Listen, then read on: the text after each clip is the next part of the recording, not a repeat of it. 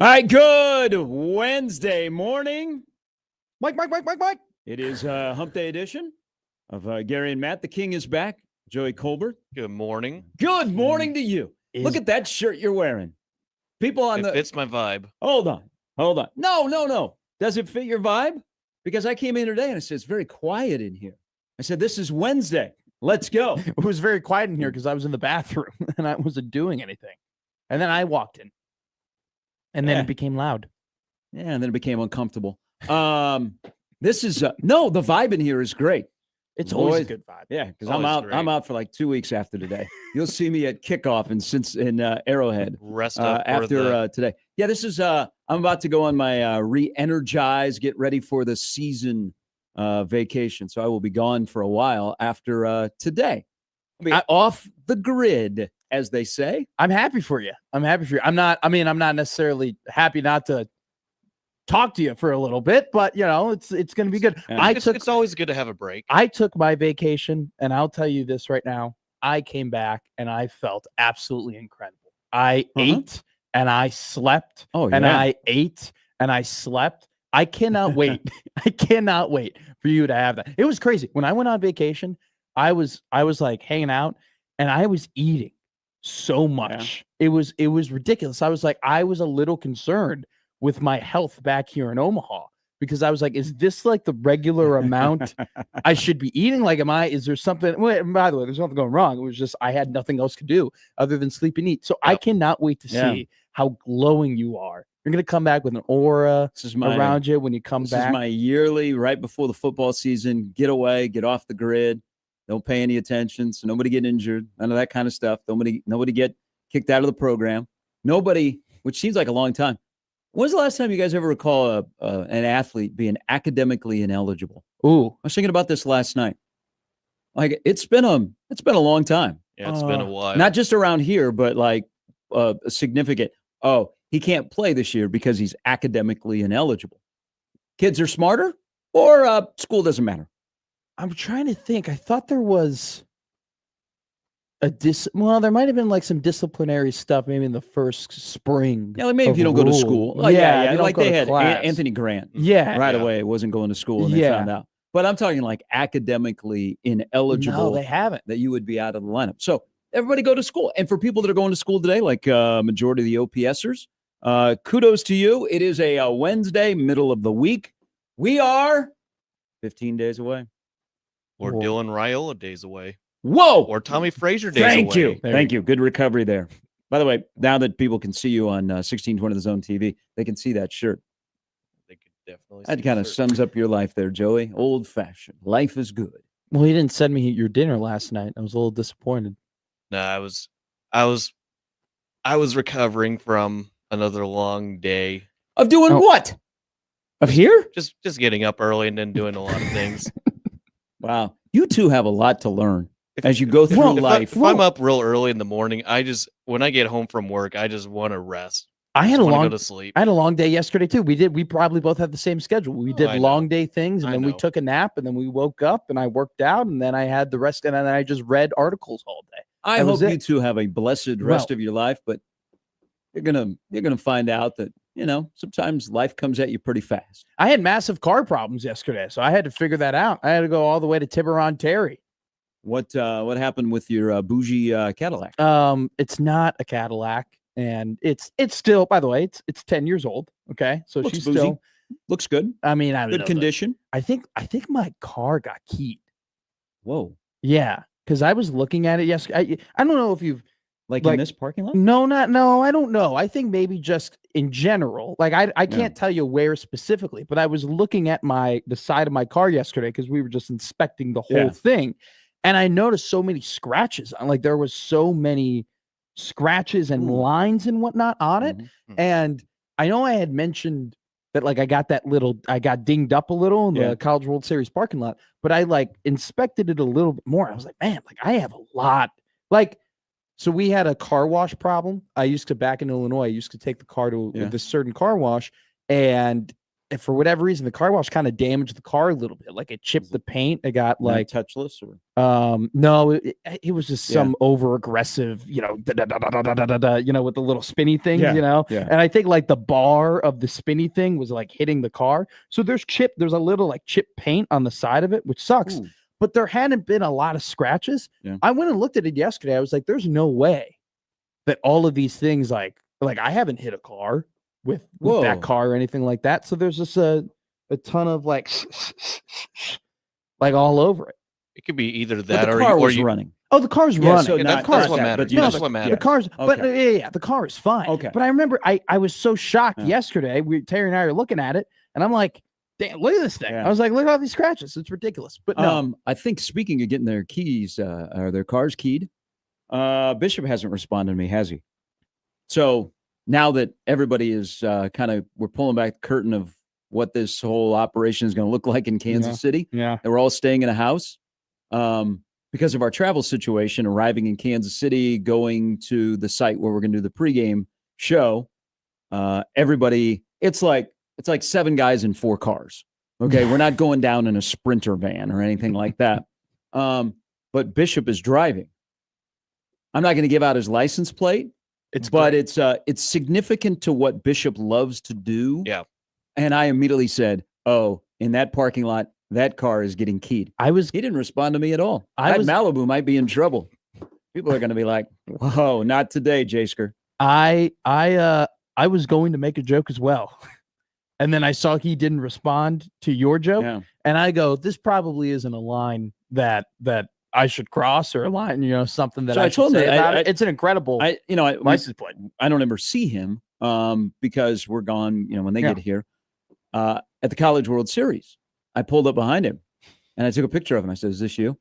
And he said, my son got me the license plate. And I said, yeah, right. It would have been great if he goes, no, that's somebody else. Hey, T. Scott Moore is at the College World Series. No, that's what I'm saying. All right, coming up on the show, speaking of Creighton, John Walker will join us. Coming up at 9 o'clock. We'll talk some hoops recruiting and the volleyball season, which is inching closer. Brandon Vogel from counterread.com stops by.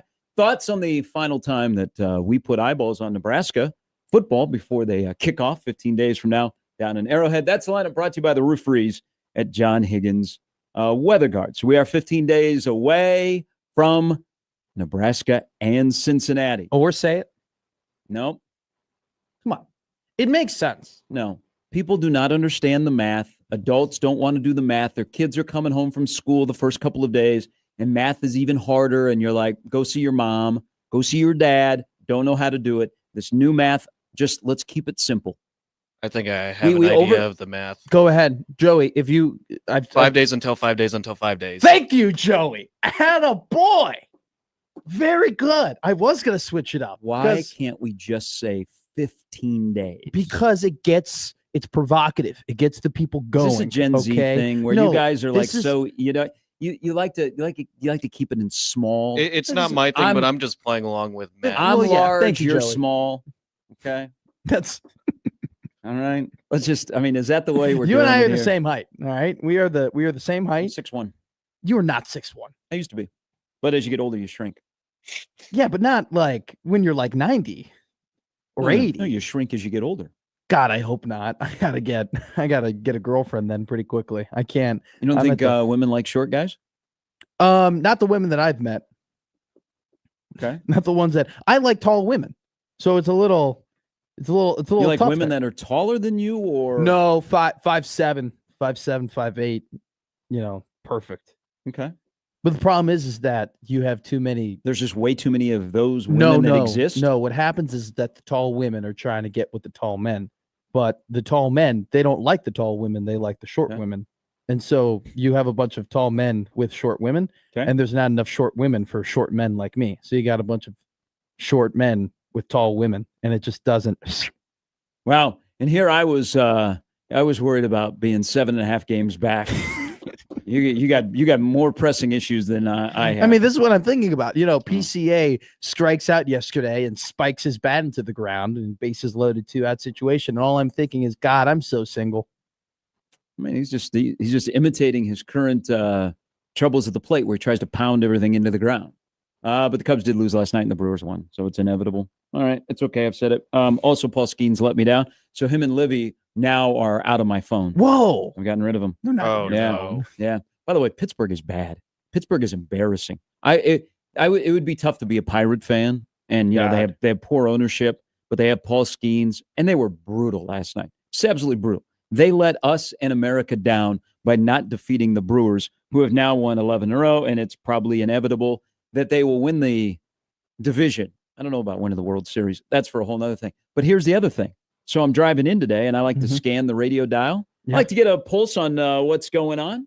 I listen to our good friends over at Sweet 98, Megan Spicoli, when they start their show. Like to hear what they're talking about. And then I was listening to another music station. We can't catch a break, my friend. Why? Because this person doing traffic, and they are an Omaha station, and they're live because I know one of the hosts. I actually texted him. I said it was actually kind of funny, but at the moment it ticked me off. They were doing the weather, and his co-host goes, "Oh, and the humidity might drop like the Cubs in the standings." I almost called the radio station, and I was like, that stings, but actually it's kind of funny, and it's very, very truthful. You're like, actually, they're not dropping in the standings. They're still currently second place in the NL Central. All right, they're just going on a slump. Yeah, they're gonna be okay. This is how I'm looking at the Cubs right now. I'm hoping that Jameson Taillon pitches really well for the Iowa Cubs this afternoon. That he looks really, really good, and will get called up. And maybe he'll bring a right fielder with him. But that's for a whole nother thing. By the way, congratulations to people that follow National League West or American League West baseball. Okay. You know, have a tie at the top. The Mariners and the Astros and the Padres have caught the Dodgers. Yeah, shout out the Angels yesterday, celebrating like it was looked like the World Series when they walked it off against the Dodgers. It was quite incredible. How about Ohtani's day yesterday? Ohtani homers for the fourth straight game, hits into a triple play, and him and his agent have issues. I mean, my gosh, that guy lives a heck of a life. He's one of the greatest baseball players, if not the greatest baseball player of all time. He had himself a night last night. What is going on with him? Why is he surrounding himself? So he's not the one in the controversies, but he's always around the controversies. That's true. That's how you stay. You stay on the outside. You don't dip your toe. When they say we'll put one foot in, sure, and it's like a Shark Tank. You're like, you know what? I'll dabble over the top. I'll just wiggle him. Well, no, he's a wiggler. Is that what it is? Yeah, he lets other people put their full leg into the Shark Tank. He's just a wibbler. I feel like that is a terrible nickname for somebody, or a terrible. A wibbler? Yeah. Wait, wibble or wiggle? Wibbler. I think you a wibbler. No. You said wiggle. I want to make it a wibbler. And then I think you mispronounced wiggle to wibble, and then I think you realized that might be the better nickname. That might be one of the worst things to call somebody. A wiggler? Yeah, you're just a wiggler. Like I'd be heavily offended. You never been called that as a talk show host? You're a wiggler? No. You don't have an opinion. You don't say strong. You like walk the middle of the road. You're a wiggler. I've never been called that yet. And whatever the temperature is outside, you're like, yep, that sounds like a good one. Oh, well, yeah, that I do because I don't check the. I thought Archie Wilson was a bum, and then he spoke yesterday, and I think he's the greatest thing that's ever happened in Nebraska football. That is not true. That would be what a wiggler does. Well, I never called him a bum, but I was never on the. Oh my God, I can't wait to punch. Not a fan of Australians. I do not like Australians. That is not true. This is you putting words in my mouth. But now Archie Wilson is here. By the way, happy birthday. Archie Wilson turns 19. Man, can you imagine him in Knoxville, Tennessee compared to Lincoln, Nebraska? Because that's where he was headed. Oh, God. But you'd be a wiggler if like, you know what? I don't know about the rugby punting. And then you heard him speak yesterday and answer Mitch's question. You're like, oh, my God. Can that guy play quarterback? Can he play tackle? Can he just do everything? Yeah. Can he just be, you know what? 1 versus 11. I think Nebraska's 12-0 because they got Archie. He is the weapon that they have never had, that they've been searching for an entire lifetime in Nebraska football. And finally, they have a punter who wears a very obscure number. First of all, 83. Not a fan. Okay, so this is Nebraska football might be cool again. Why is he wearing? We have a man on the nose that wears 5, and we have a punter that wears 83. Okay, we are so back around here. First off, 15 days can't get here soon enough, baby. I don't like the everybody can wear any number that they want. I'm not a fan of it. I want my linemen. I want my own linemen wearing 60s. I want my linebackers wearing 50s. I want my edges wearing 90s. I want my I like my wide edges wearing receivers. single numbers. I want my wide receivers wearing 80s. Okay. I want my quarterback's cool. 15's perfect. That's good. We're chilling there. I love a good 23 or a 21 on a running back. I can't do this. He's wearing a wide receiver number. He's number 83. Remember Devin Gardner wearing 98? Roquan Smith wears 0, and it bothers the crap out of me. It bugs, which, by the way, shout out Roquan Smith. He learned how to swim yesterday. Did you see that? Oh, yeah, the Ravens. Michael Phelps went over. Brought out the Baltimore Ravens and taught them how to swim in Baltimore yesterday. Yeah, there was apparently what does he know about swimming? Well, there was a call for help for some of the Ravens to swim. So Michael Phelps took on the offer to teach the players how to swim. Ravens, one of the best teams in the NFL, full of some of the best athletes in the NFL. There was like half their team in the pool who didn't know how to swim, and they had to bring in Michael Phelps to teach them how to swim. There are more people than you would imagine don't know how to swim. Yeah. You just kind of take it for granted that everybody knows how to swim, and you're taught like at a young age swim lessons. Yeah. But I don't. That's you'll find more people that don't know how to swim or don't want to get in the water, like just are afraid of the water.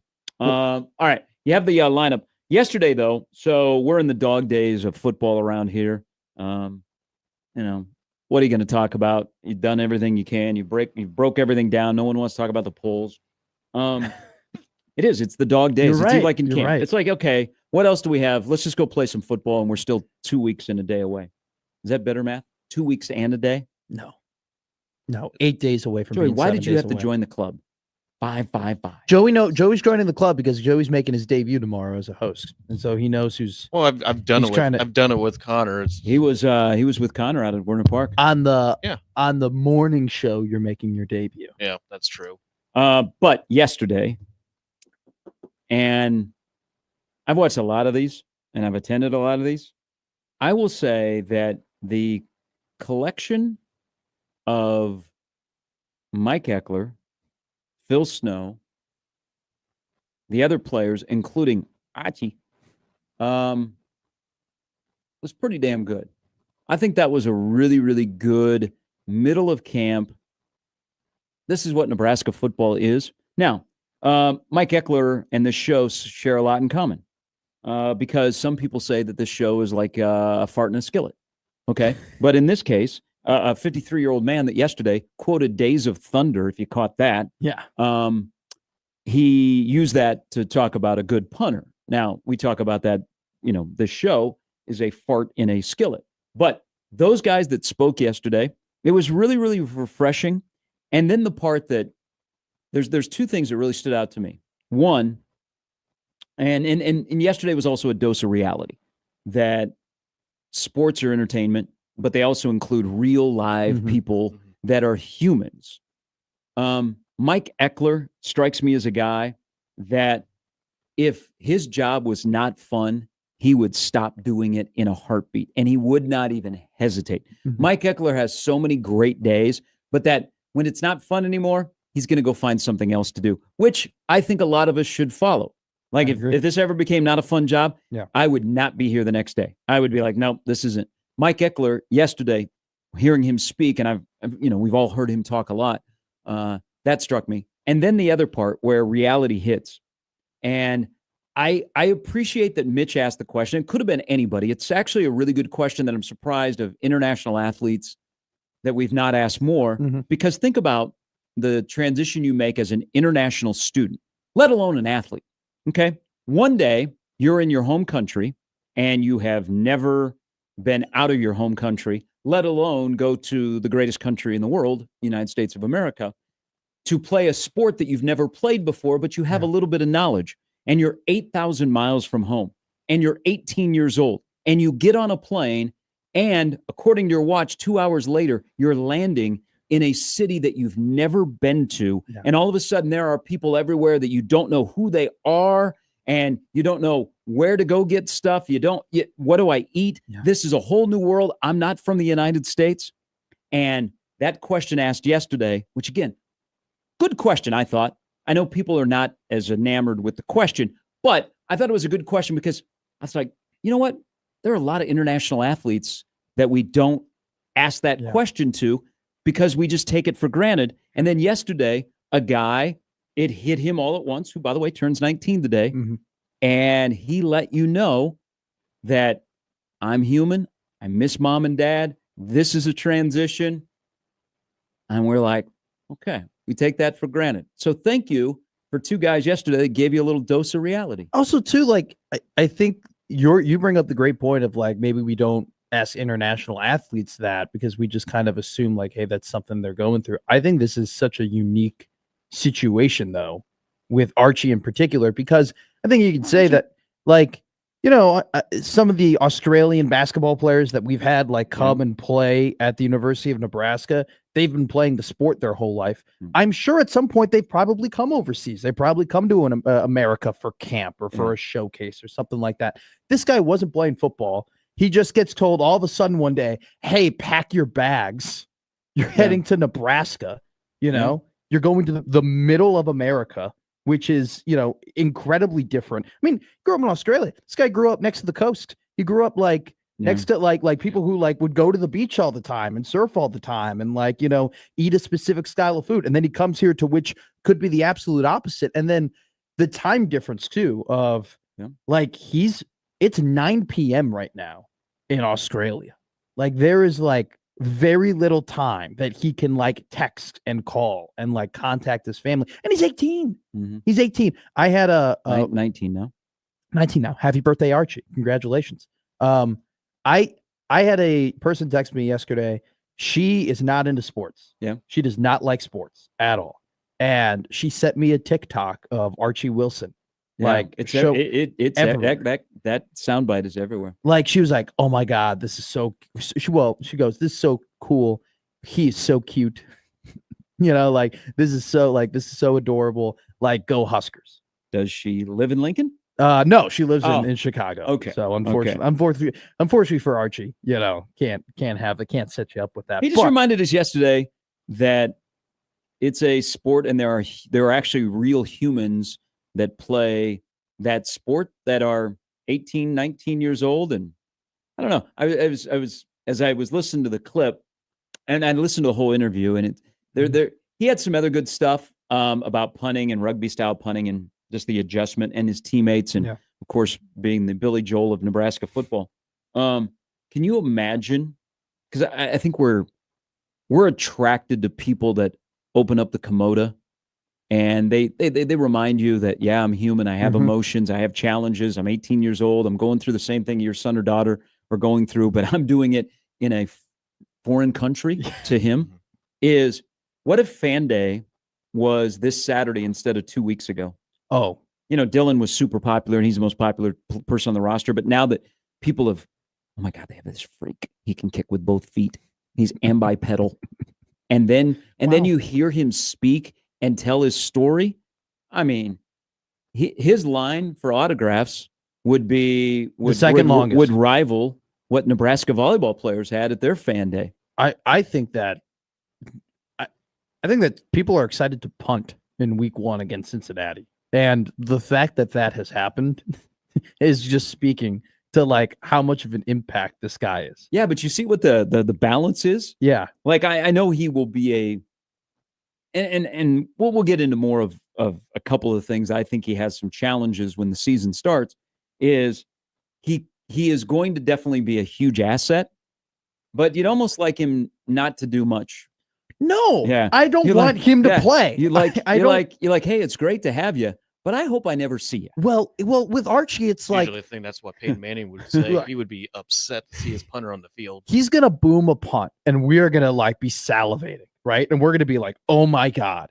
But my fear is that we're going to get to like week 5 against Michigan State. And you're going to be like, I'm seeing too much of Archie today. Like, I'm just like, I like 83.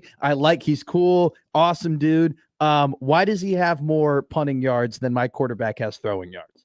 Like that should not exist. So we'll be excited for the very first punt in Cincinnati. And then we will say, whoa, that was cool. I don't want to see that ever again. What's the? I'd like to see a few before. No, I don't. Joey, no, you don't. A reasonable number would be under. What's 10. a reasonable number? Under 10, I would say. Under like for the season. that's not before even possible. conference play. Before conference play. Okay, well, if that happens, Nebraska's That's going to the reasonable. college football. That's reasonable. No, 3 games against Akron, Houston Christian, and you want to Cincinnati see 10 punts. You want to see a few before you go into conference play. Then you kind of know what to expect for the later end of the season.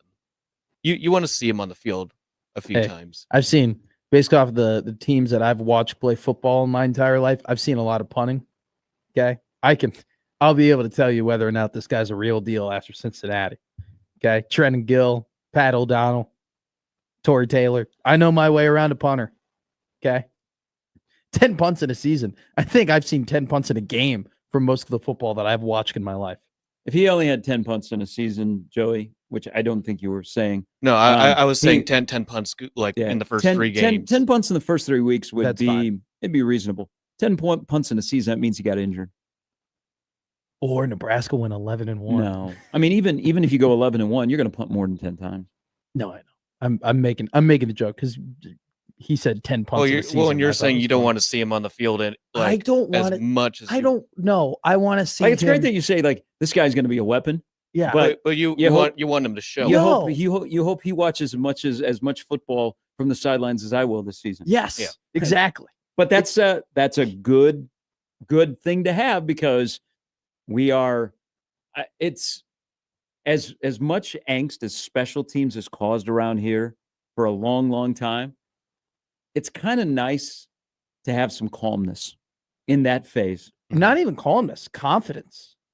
There are people incredibly now confident in the special teams unit that to the point where you got 2 guys, you got a punter and a place kicker, potentially place kicker, that have never punted or kicked in the Memorial Stadium wind and all that kind of stuff. So there's some trepidation, but it's calm. It's like you don't worry about it because Eckler's in charge.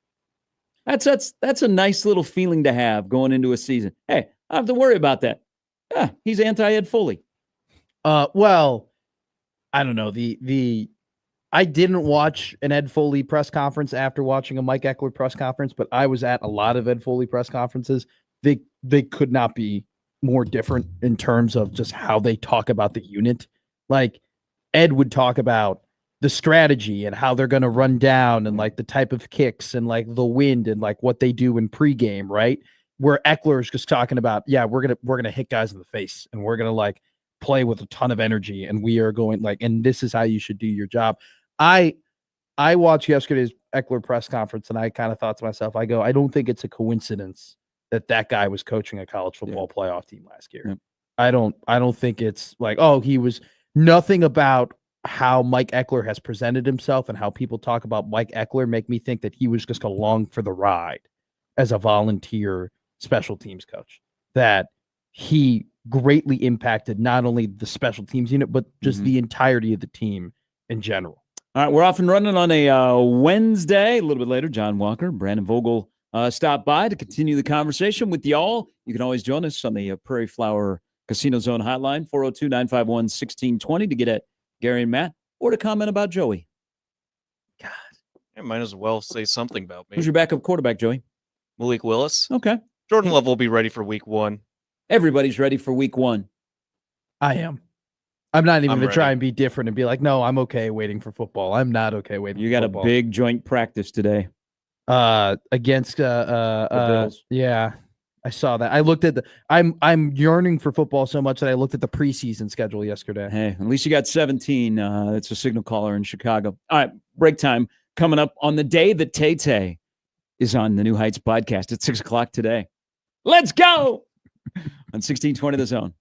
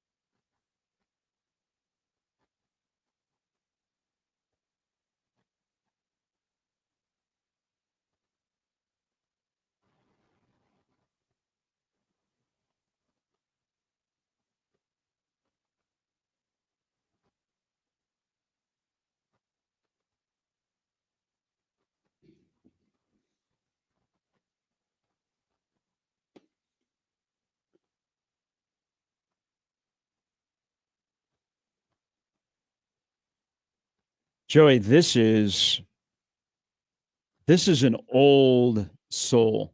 This is like, let's go to the state fair and see Blondie. I'm fitting the vibes. Well, we had a comment from Fong Wei saying he could only see a glimpse of my shirt, so he's assuming Call Me must be the from okay. Blondie concert. Show him your chest. Yeah. Yeah, take off your shirt, Joey. No. Show him your chest. What are you promoting nudity on the show? I'm promoting sexiness on the show is what I'm promoting. All right, stand up, Joey. There you go. Got this in Colorado. All right.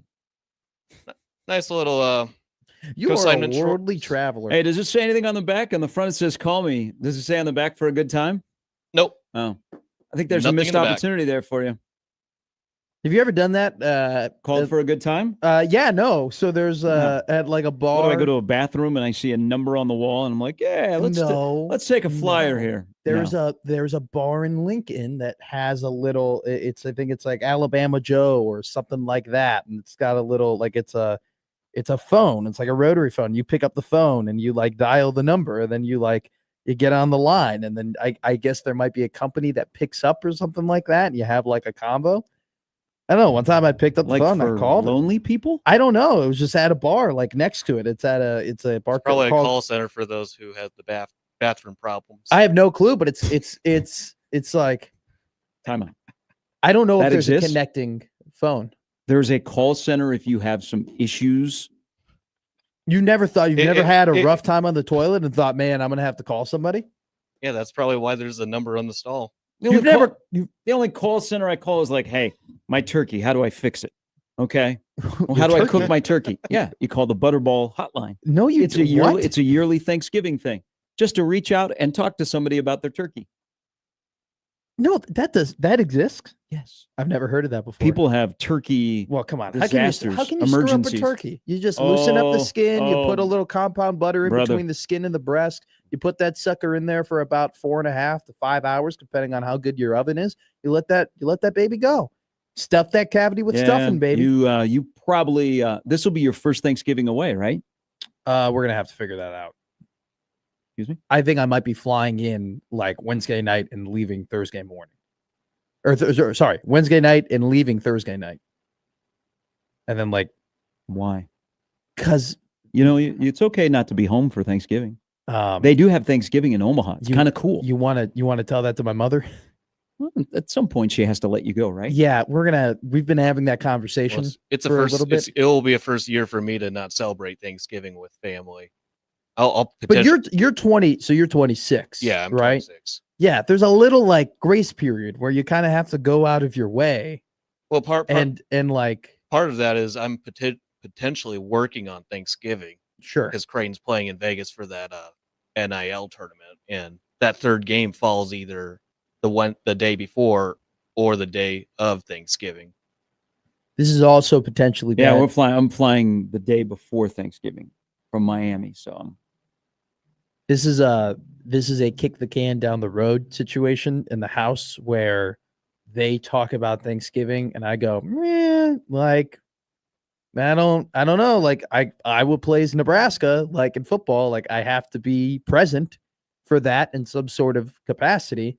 And then they're like, you're going to be here for Thanksgiving. I go, okay. And then we just walk away and we don't talk about it. Well, you could still do Big Red Overreaction out in Chicago. No, that went after the bowl game. No, that went terribly. That went absolutely terribly. That was such an experience. Also, too, I've requested not. So Josh Otson asked us, what dates are you available to do BROR? And I told him I'm available to do BROR every week of the season, except for week 12, except for the Black Friday game. It's the only one I'm not available for. We're going to have to, seriously, we're going to have to figure it out. Also, too, my brother won't be in for Thanksgiving as well. All right, so you got an out.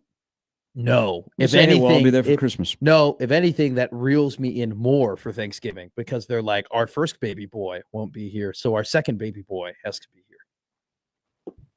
All right, good luck on that. It's going to be tough. And you don't come home and they cut you off from your allowance? I don't have an allowance. You don't? When do they stop that? As soon as I got this job. Okay. As soon as I got my first paycheck, and my mom looked at my bank account and goes, "Oh, you don't need anything anymore." And I'm like, "Yeah, no, we're okay." Pete writes in. Pete and Papillon. Papillon. I got accused of not liking Rotellas last night. Whoa, why don't you like Rotella's Italian bakery? I was eating something without bread. They're like, "Do you not know where you're at? You're in Sarpy County. You don't like Rotellas." And I like the smell of Rotellas. I just don't like bread. You're like, I like not having bad carbs. I like losing weight. Somebody asked me, they go, "Do you have a disease?" And I'm like, "Excuse me?" They're like, "You're not eating bread with what I was eating." And I was like, "No, I think I'm the bread to meat ratio in this country is very lopsided. So I'm anti, and any chance I can enjoy the meat more than the bread, I'm going to jump on it." And I said that to them. They're like, "Oh, you don't like Rotellas?" I'm like, "No, I love Rotellas. I love the family there. I've met them. I've met the people behind Rotellas many times. I've driven by and done smells. I've gone into the day old bakery. Okay, I do." But Pete from Papillon says, "Gary, Archie could keep us in the Penn State game by flipping the field. That's what would be a weapon." There is the advantage of kind of in your play calling. Like if, let's say you're 3rd and 10, you're not like, "Oh my God, if we don't get 10 yards here, we're in trouble." You can turn this in if you have a staff that thinks ahead and plays the analytics and all of that stuff. If you have a exceptional kicker like Iowa, you can play the field position game. And sometimes your offense gets a gift because you've pinned a team deep. You flip the field. You're on the plus side of the field. Next thing you know, you're cooking with peanut oil. So yes, like big games, that could definitely happen where it keeps you in a game like Iowa. Well, we are Iowa. The second biggest play, in my opinion, in the Colorado game last year was the punt that set up the pick six. True.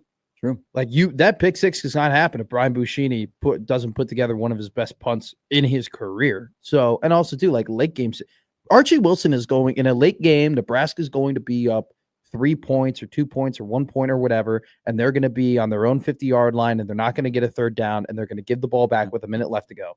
And Archie Wilson, I'm saying it right now, will pin a team within their 5-yard line.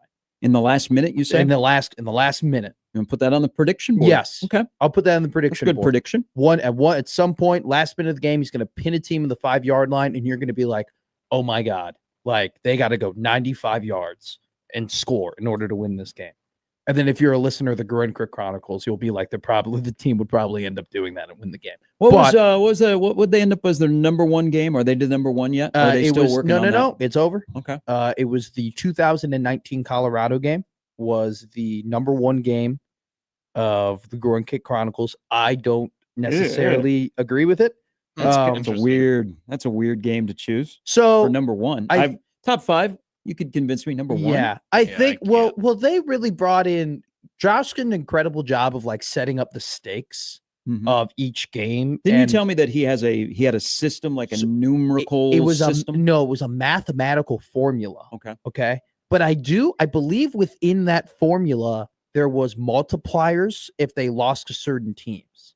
So, and I'm not fully sure on this, but I'm almost positive. So they didn't do it by the game. It was like how it impacted the season? No. Well, so they did math, right? And there was a bunch of numbers and stuff like that. We don't want to do math. And so they made their own formula, and there was a bunch of different analytics that went into it. And maybe Josh can correct me on this, but I'm almost positive if it was a loss to Colorado or if it was a loss to Iowa or a loss to Wisconsin. Because of the rivalry. That kind of starts to make some sense. Because of how you feel about that team. It got multiplied in a different way. Gotcha. So like Iowa games were really high. Colorado games were pretty high. There also was if there was at any point you had a 0.1% chance of winning, that Nebraska got multiplied greatly because that means you're getting your ass kicked. And then also too, conversely, if Nebraska had over, I think it was like a 93% or 90% win possibility, and then they lost that game, that also was like super skewed. So now that starts to make sense. Them being up early in that game, playing Colorado, and then also like the massive swings, like there was that like 96-yard like flea flicker or whatever in that game, kick return. There's just a very long. There was a trick play. Yeah, trick play. The flea flicker. So that ended up like skewing that as well. Number 2 was my number 1. That was 2021 Michigan State. And then number 3 was 2024 Iowa. And then the 2018 Northwestern game was in there. Probably could have stopped numbering and just say all of them. Yeah. I put the 2015 BYU game in. That wasn't very I Because don't remember where it was, but I don't think it was top 5. It was not top 5. Because that kind of set the tone for what this last decade's been for Nebraska football. It was great. Jack Mitchell, one of his least favorite games was the 2021 Michigan game. Okay. And that was like 21st or something. And he was mad about it. He was like, how is this so high up on like this should be way lower. That was a tough one. It was a great piece of podcast. Text in a tweet here. Just a reminder, it's 15 days before the start of the season, and punting is sucked around here. Or actually, I say special teams. Not all punters have sucked. No. Okay, there have been some good punters. They've just been on bad special teams units. So I knew this would elicit some of this response for the Archie Wilson conversation. Adam texts in. This is such a Nebraska fan conversation. Hype a kid up that has yet to play down a college football. But he can punt with both feet. It's hope. What do you call him? Bipedal? He's bipedal. Okay. Yeah. That's incredible. You know what? And it's key that he can punt, being from Australia, that he can punt with his left foot. Because kangaroos are left-handed. Kyle. That is such an elementary joke. No, it's true. Have you ever fought a kangaroo? No, I haven't. Have you ever Archie? Are you going to ask Archie Wilson? Has he ever thought? Can you imagine after him crying and showing emotion on the panel and like talking about his family? Then you go, hey Arch, Gary Sharp, 1620 the zone. Ever fight a kangaroo before? That'd be the best question he's ever been asked. He's like, I'm one up. Mate, hey, Sherman. Does the Pope poop in the woods? Sherman, I'm one up on you. My question's going more viral than yours. Kyle says, kids never played football before, and he's already going to help you beat Penn State. Well, people really seem to expect a lot of players that haven't done anything fans are clamoring they're going to do. Same thing with wide receivers last year. And first-round corner Tommy Hill. Good morning, Kyle. It's 15 days before the start of the season. Didn't somebody ask like sorry, the kid let us know that his name is Archie Wilson. He's 19 years old. He's a long way away from home. Happens to be here. School hasn't started yet. He's getting to know his teammates. And I'm just going to give him the benefit of the doubt that he's going to be a really good punter over his career at Nebraska. I think you have to be careful at the beginning, the acclimation to the game when it's live and full speed.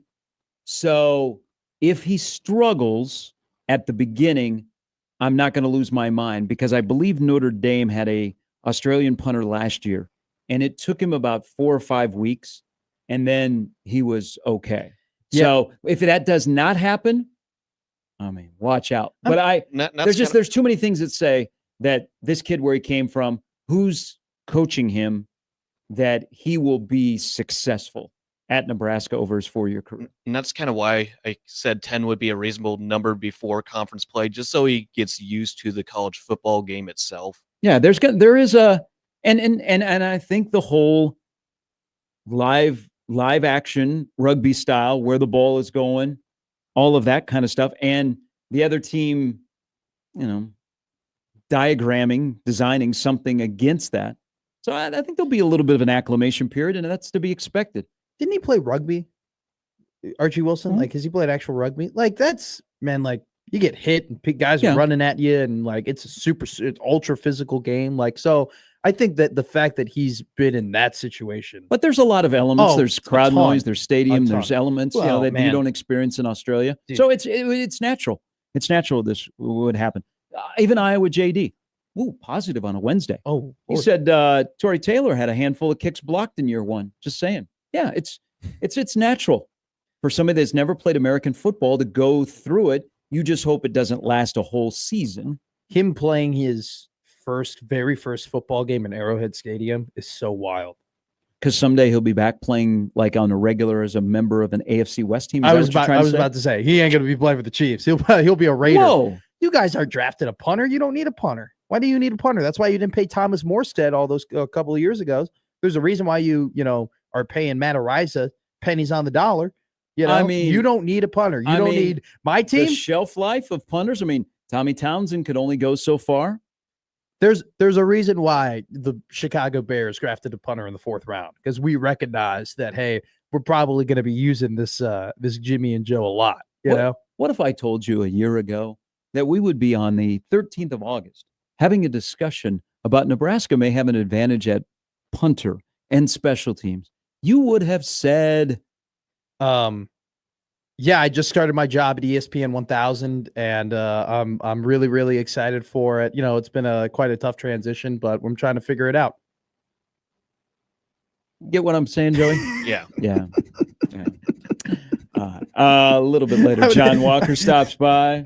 Brandon Vogel as well. Great combo gear. Can you get me? Can you make some calls for me? We're back after this.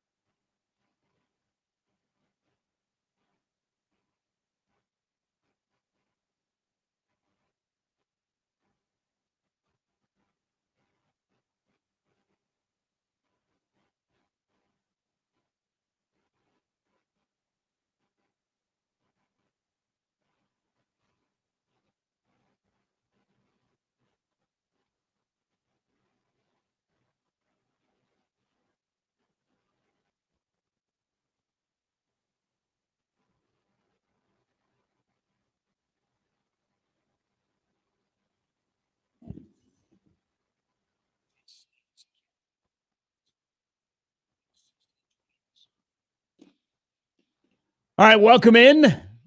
Gary and Matt with the King, Joey Colbert, in on this Wednesday morning. Buses are back out on the streets. School's back in session. The Oscar Mayer Wienermobile is on the streets of Omaha. If you saw it around yesterday, actually saw it out in Papillon. I did not see it. I was probably out more than I've been in a while in Omaha, driving around everywhere, and I did not lay my eyes on it. I actually I haven't seen any. Well, when you'll know it when you see it, it looks different.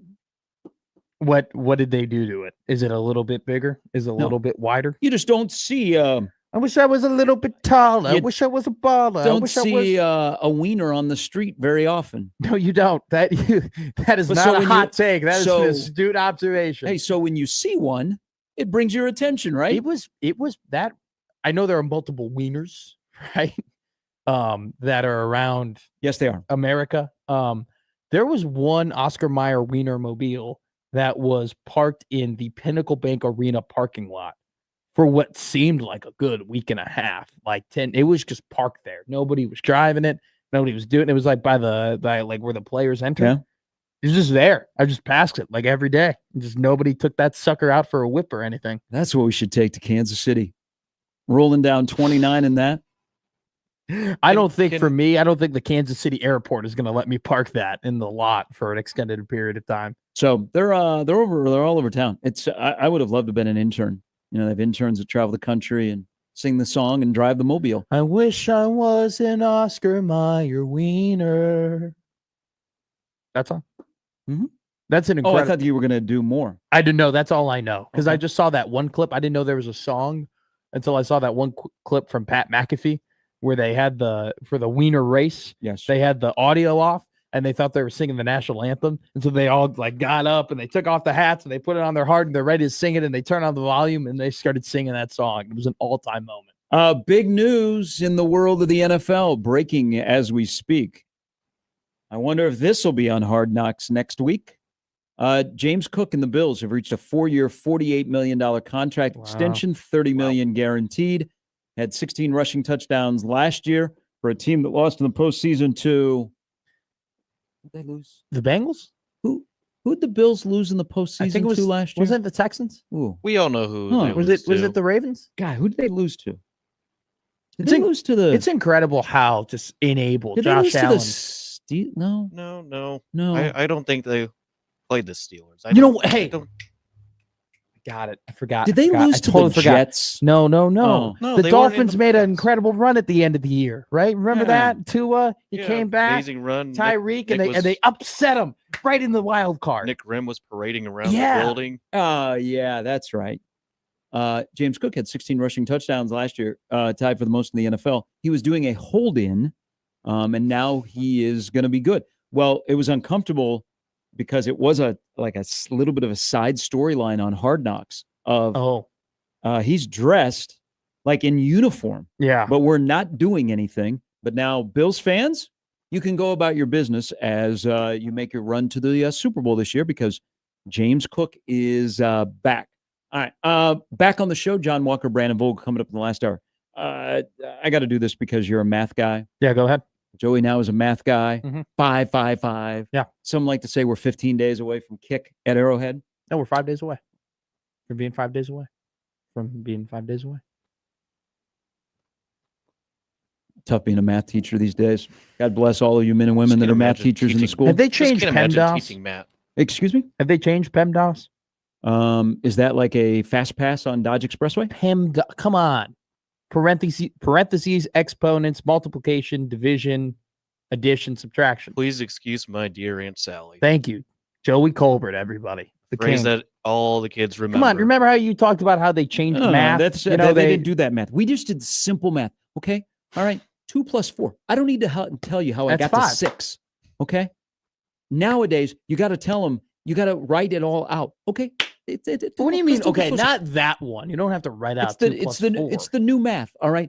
We overcomplicate things. All right. You punt with your left foot. You punt with your right foot. Just pump the ball. Okay. Whoa. Okay? Whoa. You're anti-Archie now. No. You're anti-Archie. We just you know what. Hey, if you could spin it a little bit, and then the analytics tell me, No, it's just we would try and make things too difficult. 2 plus 4 is 6. I don't need to know what 2 is, what kind of a number is, and how, like if Deborah left the house at 2, and she went to this house at 4, and then she went somewhere else at 6, and then she went to somewhere else at 8. Sure. How many hours was she gone? She's gone for 6 hours. Okay. So let's do a little math here. Now, this one's going to blow some people's mind. There's a guy named Peter Bork. You guys familiar with Peter Bork? I'm not. Okay, so Peter Bork just committed to play football in 2027 to the 2020. He is a quarterback. He has reclassified to the class of 2027. He was supposed to be in the class of 2026. He committed to Michigan recently. Big Ten is banging right now with quarterbacks in the class of 27. Wait, real quick. He reclassified back a year? Yes. Okay. So instead of most high school guys go up, he went back. He was born on July 24th, 2007. Jeez. So he is a junior in high school right now. You want to do the math on how old he currently is? He's currently 18 okay. years old. He will be 19 next year going into his senior year. He's going to be a 20-year-old freshman? Okay, hold that thought. Okay. Now, Tyson Terry is 19. Yeah. I mean, Tyson Terry was one of the older high school players last year. Do you guys know the age of Bryce Underwood?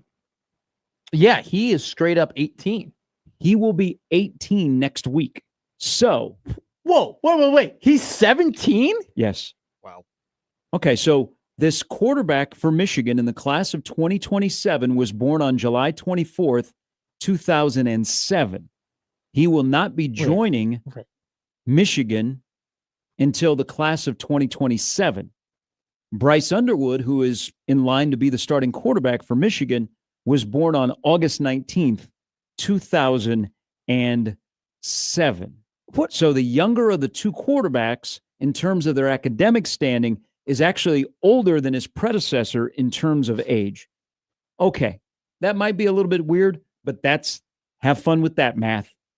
You know, I've been struggling with having athletes now in the pros that are older than me or younger than me rather. Mm-hmm.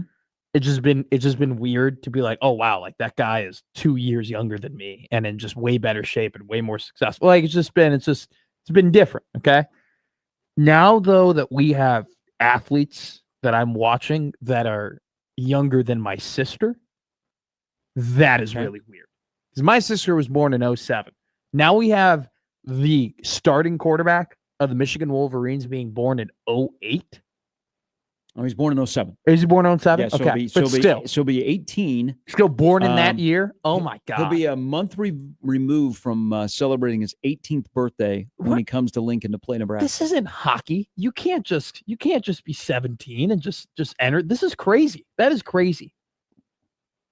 That team with that amount of the fact that Michigan has been unable to solve the quarterback problem after that J.J. McCarthy left to the NFL, the fact that they are now relying on a 17-year-old to lead one of the best returning and talented teams in the country is absolutely wild. Well, this would be the time to remind you that last year, one of the best wide receivers in all of college football was 17 years old in Ryan Williams, who is now 18 years old as a sophomore. So Ryan Williams will go into the NFL draft. He will have turned 20 by the time the draft starts, when he is draft eligible. So 20 years old playing wide receiver in the NFL. Braylon Allen was the youngest player in the NFL last year. Well, wasn't Braylon Allen at Michigan 16 years old when he was playing? Yeah, or Wisconsin. Yeah, Wisconsin. Yeah, I think he was 17 or 16 or 17. Mm-hmm. He is now he's the youngest player. He was the youngest player in the NFL last year. I'm still pretty sure that Braylon Allen is Joe, you can look that up. Yeah, I'm still almost positive that Braylon Allen, after having a full year in the NFL, is still the youngest player in the NFL, which, by the way, apparently they love him in camp right now. He looks good. Yes. Apparently he is killing it. He looked good in the preseason opener against Green Bay. He won't turn 21 until January 20th of 2025. Well, so he's 21. He's 21. He just now. turned 21. Just turned 21. Okay. Come on, AI. Dude.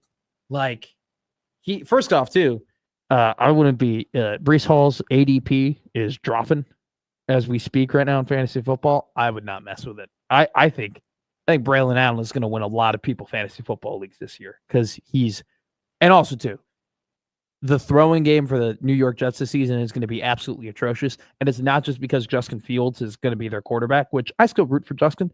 Do you know who the New York Jets' second wide receiver is on their roster this season? Behind Garrett Wilson? Yeah. Alan Lazard. No, he's 3. He was back at Lambeau the other night. I saw he was signing autographs. Yeah, he was. Josh Reynolds. You going to put him in the wall of the Ring of Honor there in Green Bay? Nah, I don't think he would be eligible considering his time over there. What if he goes in with Aaron Rodgers? Because that seemed like it would make sense. And Randall Cobb. I was about to say Randall Cobb will definitely be in there. He's the ultimate Bears killer. Alan Lazard. Why do you have to bring that up? Why we're talking about the Green Bay Ring of Honor or Hall of Fame or whatever the hell you call it? Alan Lazard, the best athlete to come out of my high school. He's from Urbandale, Iowa? Mm-hmm. I did not know Iowa that. State. His dad, Kevin, was a defensive back at Iowa State. Hey, does he have all the school records at your Urbandale High School? Yeah. They were pretty good. It was when Urbandale football recruited. Do you remember Chris James? Sounds like a random normal name. No. Okay, he was the guy. So like they talk about, oh my God, Melvin Gordon popped up onto the scene and Jonathan Taylor came out of nowhere. Chris James was like the backup running back for 3 years at Wisconsin. So he came in when Gordon was there and he's like, all right, after Melvin's done, I'm going to be, and then Taylor came in and it was like, oh, okay, now I'm behind this guy. That's the greatest athlete in Notre Dame high school, college prep. Just to show that we have no good athletes. So JJ McCarthy is only 22. That's crazy. Michigan likes some young quarterbacks. You got old man Tyler Shuck, who's 26 years old, who's going to be a rookie. And you got Monte Harrison playing at the age of 30 for Arkansas. Greg in Michigan emails the show here at 1620thezone.com, or you can email Matt at 1620thezone.com. Could do that. This is the conversation about Archie Wilson. First pump block for Cincinnati. Meltdown epic. Yeah, is someone going to write, if there is a special teams problem this year, I would respect the hell out of anybody who writes an article that's headlined X sucks. Because that's what he said at his press conference yesterday. He goes, if any of you have a problem, anything goes wrong, special teams, I just want you to write X sucks. I don't want it to happen. I absolutely do not want it to happen. I do think it would be I would get a chuckle out of it if there was a special teams blow up and someone did that. That'd be very New York media of Nebraska. But we're Nebraska nice around here. The energy on the sideline will be very interesting this year at Nebraska. See, it's already quirky. The 3 coordinators are all a little bit different. That's probably one way to describe it. But they all move to the beat of a different type of drum. But at the end of the day, that drum kind of has the same beat. And they're like, you know what?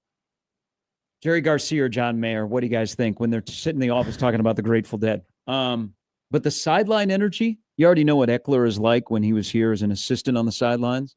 I didn't watch enough of Tennessee to pay attention to the sidelines to see what Eckler was doing during games down there. But I imagine he has not changed because when he was here as a linebacker coach, dude, he had some epic either chest bumps where guys went down or he was leaping over guys. But look at last year when we were on to, man, they got a lot of cooks in the kitchen on the defensive side. We started to watch the sidelines more on how Tony White, Rule, and then John Butler, who is very, very animated on the sidelines, acted. And you're like, hey, Tony, jump up and down, do something. Send Knighton out there to jump up and show the belly and knock down one of his defensive linemen. So the sideline energy this year, because, and I don't think they've determined who's going to be where. Sure. But we imagine that Dana and Butler and Eckler will all be on the sidelines instead of up in the booth. That'd be kind of interesting. They will definitely have some juice. And then you throw in Shorts, who we've seen during practice. He's a guy that gets pretty animated. People might be combustible on the sidelines. They'll be like, too much. Just way too much is going on here. There's a video of, I don't know if it was from last year, but Eckler having a bloodied head after headbutting a guy on Tennessee. That's a video that I saw. We should make like over-under amount of games until there's some sort of bodily harm done to Mike Eckler on the sideline. Hey, he is a gift that keeps on giving, man. Any conversation you have with him personally, one-on-one, or you see in his media availability, the guy never disappoints. I know it's a cliche, but don't you watch those press conferences and you're kind of like, man, I'd like to play for a guy like that? Well, he makes playing for him special. I like, you look at all the linebackers that when he was here previously that he coached, people like he makes it where guys that aren't in your room want to be in your room because they see that it's cool and people are like, man, you got to see Coach Eckler. Now, he didn't, I don't know if he did this yesterday, but it is true. Brett Maher has been a huge help to special teams at Nebraska. Like adding him, that is, I know Eckler gets a lot of the run, and rightfully so. You're paying a special teams coach $625,000, but Maher has been like a great addition to that staff to work with the kickers. But they're making, like, you want to be on special teams, like we're going to find the best players, but we're going to make it unique where you're like, oh man, those guys are having fun over there. I got to go see what that's about. I'd like to play for him. And if you're if you're like somebody that wants to get on the field right away, hey, Mike Eckler, know my name. Well, also, and I think people might be able to like relate to this, but like if you're coming up in athletics, like I've had coaches that are just yelly, screamy coaches. They're just loud and they're running around and they're screaming. And that's not necessarily like, I necessarily didn't like those guys. Like I didn't, just because you're yelling and you're running around doesn't necessarily mean that like I'm all into you. I think Mike Eckler on top of that brings a passion and brings an intellect that is folded into that energy where not only are you like, all right, hey, I respect you and I respect everything that you bring. And I love how smart you are. But I also love the fact that you're getting me excited. Because if Mike Eckler was just running around and just yelling and like didn't have that like coaching pedigree and knew what he was doing, he would just be a really annoying coach. But the fact that he's just smart. He just knows what he's doing. And he's just coached some of the like, and I don't like him because he ended up on my team, but that guy got Velus Jones drafted. Okay. I mean, you're telling me that he doesn't know what he's doing if he got that guy drafted, and like, so there's that mixture of, like he's got great energy and it's going to be a fun sideline, but he just knows what he's doing. He's just a very good coach. All right. When we come back, does the Big Ten know what they're doing?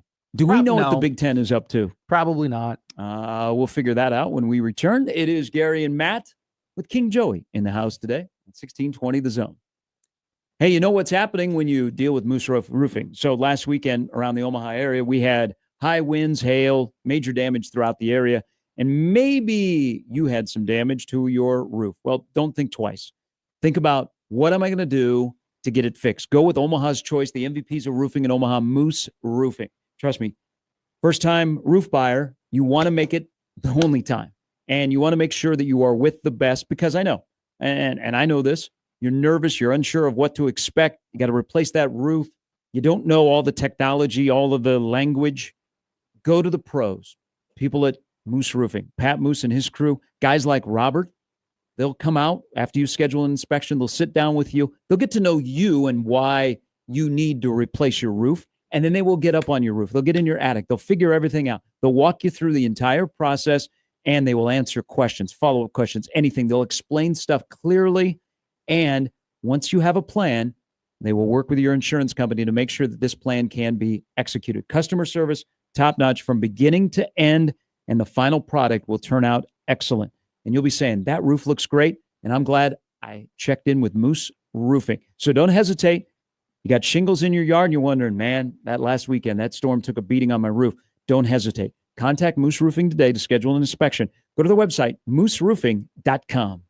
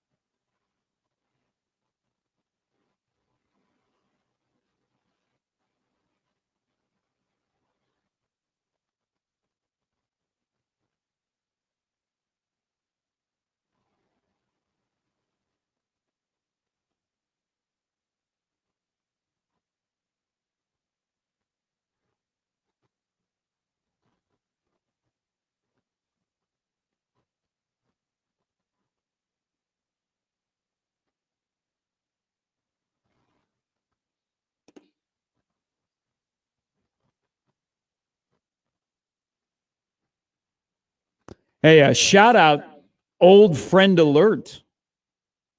When it comes to quarterbacks.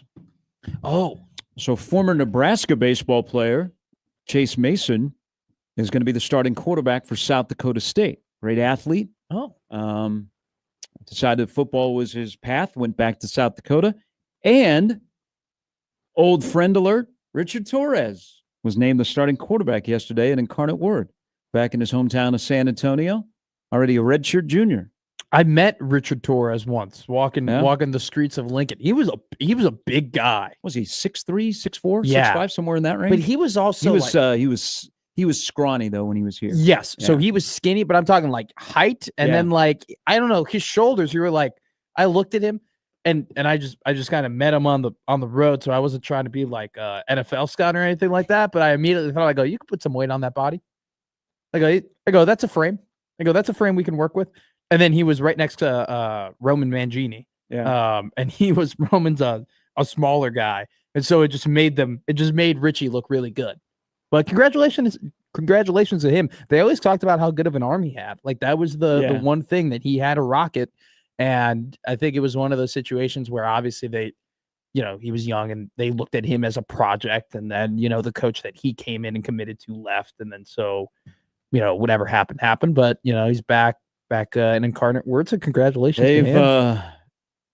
They've had some odd quarterback rooms. Yeah, Matt wasn't. Not everybody kind of like, it was a hodgepodge of pieces behind the starting quarterback. Well, compared to now, which now you have quarterbacks that kind of make sense.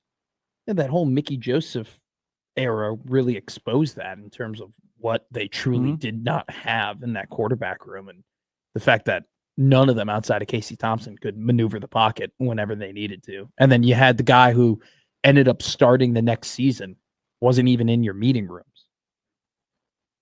Yes, that was a problem. How about Mickey Joseph and Mike Eckler, two former Nebraska guys that go elsewhere and come back and had success in the SEC? Yeah, I mean, that has to mean something. I mean, Mickey's short stay here, valuable. I think Eckler's stay here will be a little bit longer. See, I couldn't do this. You definitely could, and I think it'd be incredible to see. And maybe this is a Brandon Vogel article. This would be a great Brandon Vogel article. Putting work on his plate. No, I'm gonna pitch this to him. By the way, good Substack this morning. He'll join us at 9:40. But a good, if you subscribe, a good issue today. I'm gonna recommend this to, not during the season. I think this would be a good next off season. But take the players that were in the TO era, okay. Or maybe, or just go there's a lot of them, or maybe 1980 to 97 or some sort of time period. And how many of those players that were coached under Tom Osborne at some point became coaches?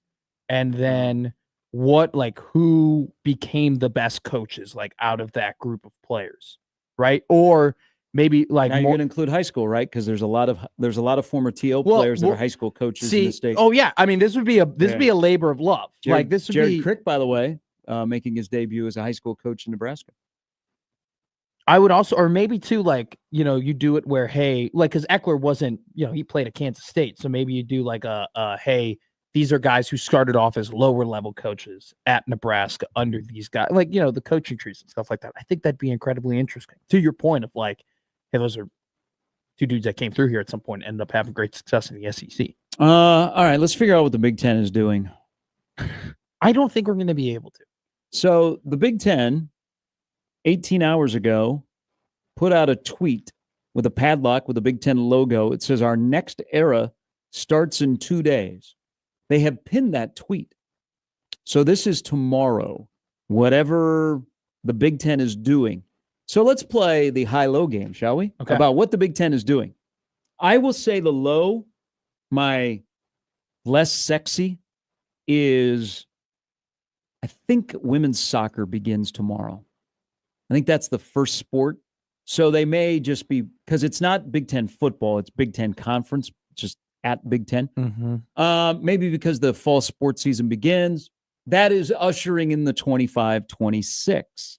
Or, less sexy, but sexier, what if they tweaked the logo a bit? If there's, the B might look different. The 1 might be larger. The G might be tighter. That could be it. Or let's just go crazy with this. Tony Petitti and the administrators in the Big Ten have done an incredible job of keeping this a secret, and it hasn't leaked because USC, UCLA didn't really leak. Yeah, true. That tomorrow could be a major announcement by the Big Ten. All of those are in play. Please choose which door you would like to open. Can I choose my own door? What if they make Big Ten Plus free? Judging by the hammering of, hey, you better get in now because it's going to go up. Okay. So, all right, bad suggestion. I think this is just your first one. I'll pick door number 1. This season, boo! The season is starting. No offense to women's soccer, but come on. Gary Sharp against women's sports. You heard it here first. I love women's sports. No, I think this is, look, first off, if they were to do 159,000 people have viewed this tweet. If you were to do a new Big Ten logo, I would be very mad. Isn't that classic? Like, it's been there for the 1, the 1 looks like an I and the G looks like a 0. And so it's like big and it's 10. It's got, what do we call that? A double entendre, right? It's got 2 different meanings within it.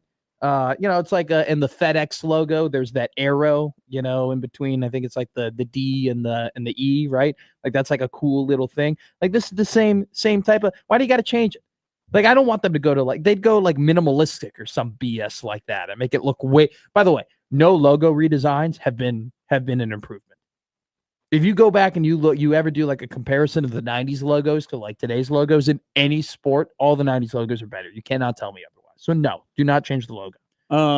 And what announcement are they going to make? Like what massive announcement would Petitti make? You know what? Maybe the heart of the thing is that the Big Ten Conference is actually Swifties. They like dropping the Taylor Swift eggs. And I don't know. Tonight we're going to learn more. We're going to learn more about the album. It's going to be a hell of a kickoff to your vacation. 6 p.m. New Heights podcast. Be there with my GQ tight end and his girlfriend. And his brother who has dyed his hair and his beard. Jason, dyed his hair? Yeah. Like, because he was going gray? Yes. Can you blame the man? He wants to look youthful. Well, he's got to look good for those Sunday tickets. Why do you guys knock Ryan Day, but you're not going to knock Jason Kelsey, huh? Standards, huh? Because there's Ryan Day like on television and on sorry. Is Ryan Day like on a television panel or like on a lot of he's not on the Aflac commercials or anything like that? Like what is he? The head coach of the most consistent college football program in America. He also looks like Ken a little bit, he's got like a bit of a when he dyes the beard, he's got with the rosy cheeks and everything, he's got a little bit of a Ken doll look. He's got to keep that intimidating look so he could scare Lou Holtz off. Keep him away from him. No, I don't. I mean, the only announcement that I could think of that would be massive is as if they were like, hey, next season we're doing that play-in game thing, or we're doing a Big Ten Conference Championship playoff, or this is what we're doing, and it doesn't matter. Yeah, like a 14 playoff. Like a 14 playoff for the Big Ten Championship. Let me just read you 3 tweets in a row in the replies here. Okay. Again, this is supposed to happen tomorrow. I would be surprised if it was something major, but there's speculation about the ACC and Florida State. They've done a good job of keeping things quiet but it would be very awkward 2 weeks before the start of the season to add 2 teams clearly ahead of when you're going to start doing your TV contracts again. That's why I don't think it's that. That's why I think it's just the kickoff to the fall sports season with women's soccer. But let me read these 3 tweets in a row. This one guy goes, Michigan is getting the death penalty. I'd be in favor of that. I'd be in favor. I'll pick that door. Door number 5, please. Door number 5. Oregon State fan says, F you for ruining college football. Oh, whoa. You can't pin that on the Big Ten. That's a Texas, Oklahoma to SEC thing. They started it. They started it over there. And I don't even want to hear that Nebraska. Some people on ESPN tried pinning it on Nebraska that Nebraska started conference realignment. No, the Texas And schools did. That's what Nebraska did what was best for Nebraska. I simply recall that Texas kind of pushed over the domino that started conference realignment about 15 years ago. What did Vince say? Brett screwed Brett. That's what Texas did. Then OSU Bucks 2025 at Mama of 333. How many kids do you think she has? You want to go on a limb here? Do I always think people's Twitter handles are real? Yes, 1,000,000%. Okay. I think Karen McGee is actually Karen McGee. He's actually a really good dude. I think there's somebody who has Bo Pelini has a nephew or a cousin named Fo. I think that's blew my mind the first time I met Fo Pelini in person. Okay, wait. So you are the second person to tell me that because, I wasn't fully around. Like I wasn't around during the time, and I was talking to somebody who was. He's not very far from where you grew up. Okay. Yeah. Oh, really? Uh-huh. So somebody was telling me, like, we were just talking about Omaha, talking about Nebraska. They listened to the show, and he was like, yeah, I met Fo Pelini. Oh. And it was like a big deal to him that he had met and talked to this burner account. I was like, wow, this guy clearly was a bigger deal than I knew. He doesn't introduce himself that way, but if hey, I'm Fo, nice to meet you. You know his name, you're like, are you? Yeah. But OSU Bucks 2025. Is this you announcing Ohio State is free from being held hostage by your terrorist friends Joel Klatt and Fox? Why punish the biggest brand in the conference by putting us on the worst time slot and the worst network? Also, Ross Bjork is in the Epstein file. Now, there's a lot to unpack there. Yeah. What happened? What did Ross do? I don't think he's in the Epstein files. Yeah, that's a good limb. Well, the Epstein files don't exist. There's no list. Gary, there's no list. Stop asking about it. A lot of people are cussing at the Big Ten in their replies here. Real quick, South Florida fans think they're coming to the Big Ten. Back to the whole, Florida State, and maybe a team from the ACC moving to the Big Ten. There's a lot of interest in the Big Ten, though, in getting team in Florida. Hello, Florida State. But that's like if Danny Ocean before Tony White is back. That's like if Danny Ocean before he robbed the Bellagio tweeted about it. It was like, hey Terry Benedict, I'm coming. Why would the Big Ten put up make a graphic and put up a logo to warn everybody, hey, we're stealing a very popular brand from a conference and completely changing the dynamics of college football? Wouldn't you want to do that in the middle of the night? Nobody finds out about it. It just happens. That would be wild. Wake up the next morning. Yeah. Oh, we got content for the show. It's like the Kawhi Leonard trade. True. John says the Big Ten is going to add 2 more teams, then announce that it will play only conference games in all sports. That'd be wild. Terry says, hi, guys. Technically, Colorado started realignment because they left for the Pac whatever before Nebraska left for the Big Ten. Maybe the Big Ten, here's an idea for you, Gary. Maybe the Big Ten merges with the MAC. And so it allowed Nebraska to play more. And so teams? then you can't complain about bad non-con schedules. And actually what you can say is, hey, we're just playing 12 conference games. The SEC's got to do the same. We play 12 conference games. The SEC should play 12 conference games. How can you judge us both if we play 3 or 4 more conference games than they do? That'd be big brain. And everybody just plays Bowling Green in Northern Illinois. Buffalo or Northern Illinois is actually. Don't forget Eastern Michigan. I know. Who can forget the house that Max Crosby built?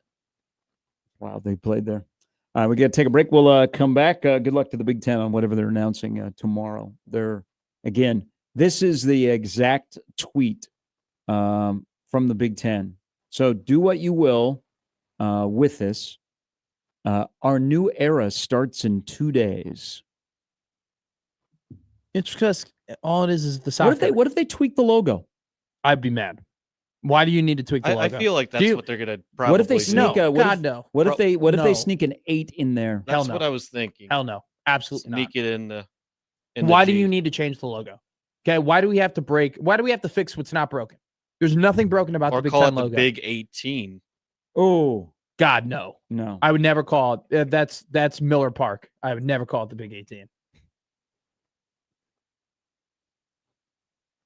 I want to know. No. Have you ever seen the rain? I want to know. We're listening. No, I'm good. I'm good. You're. I don't want to completely ruin my brand. We're back after this.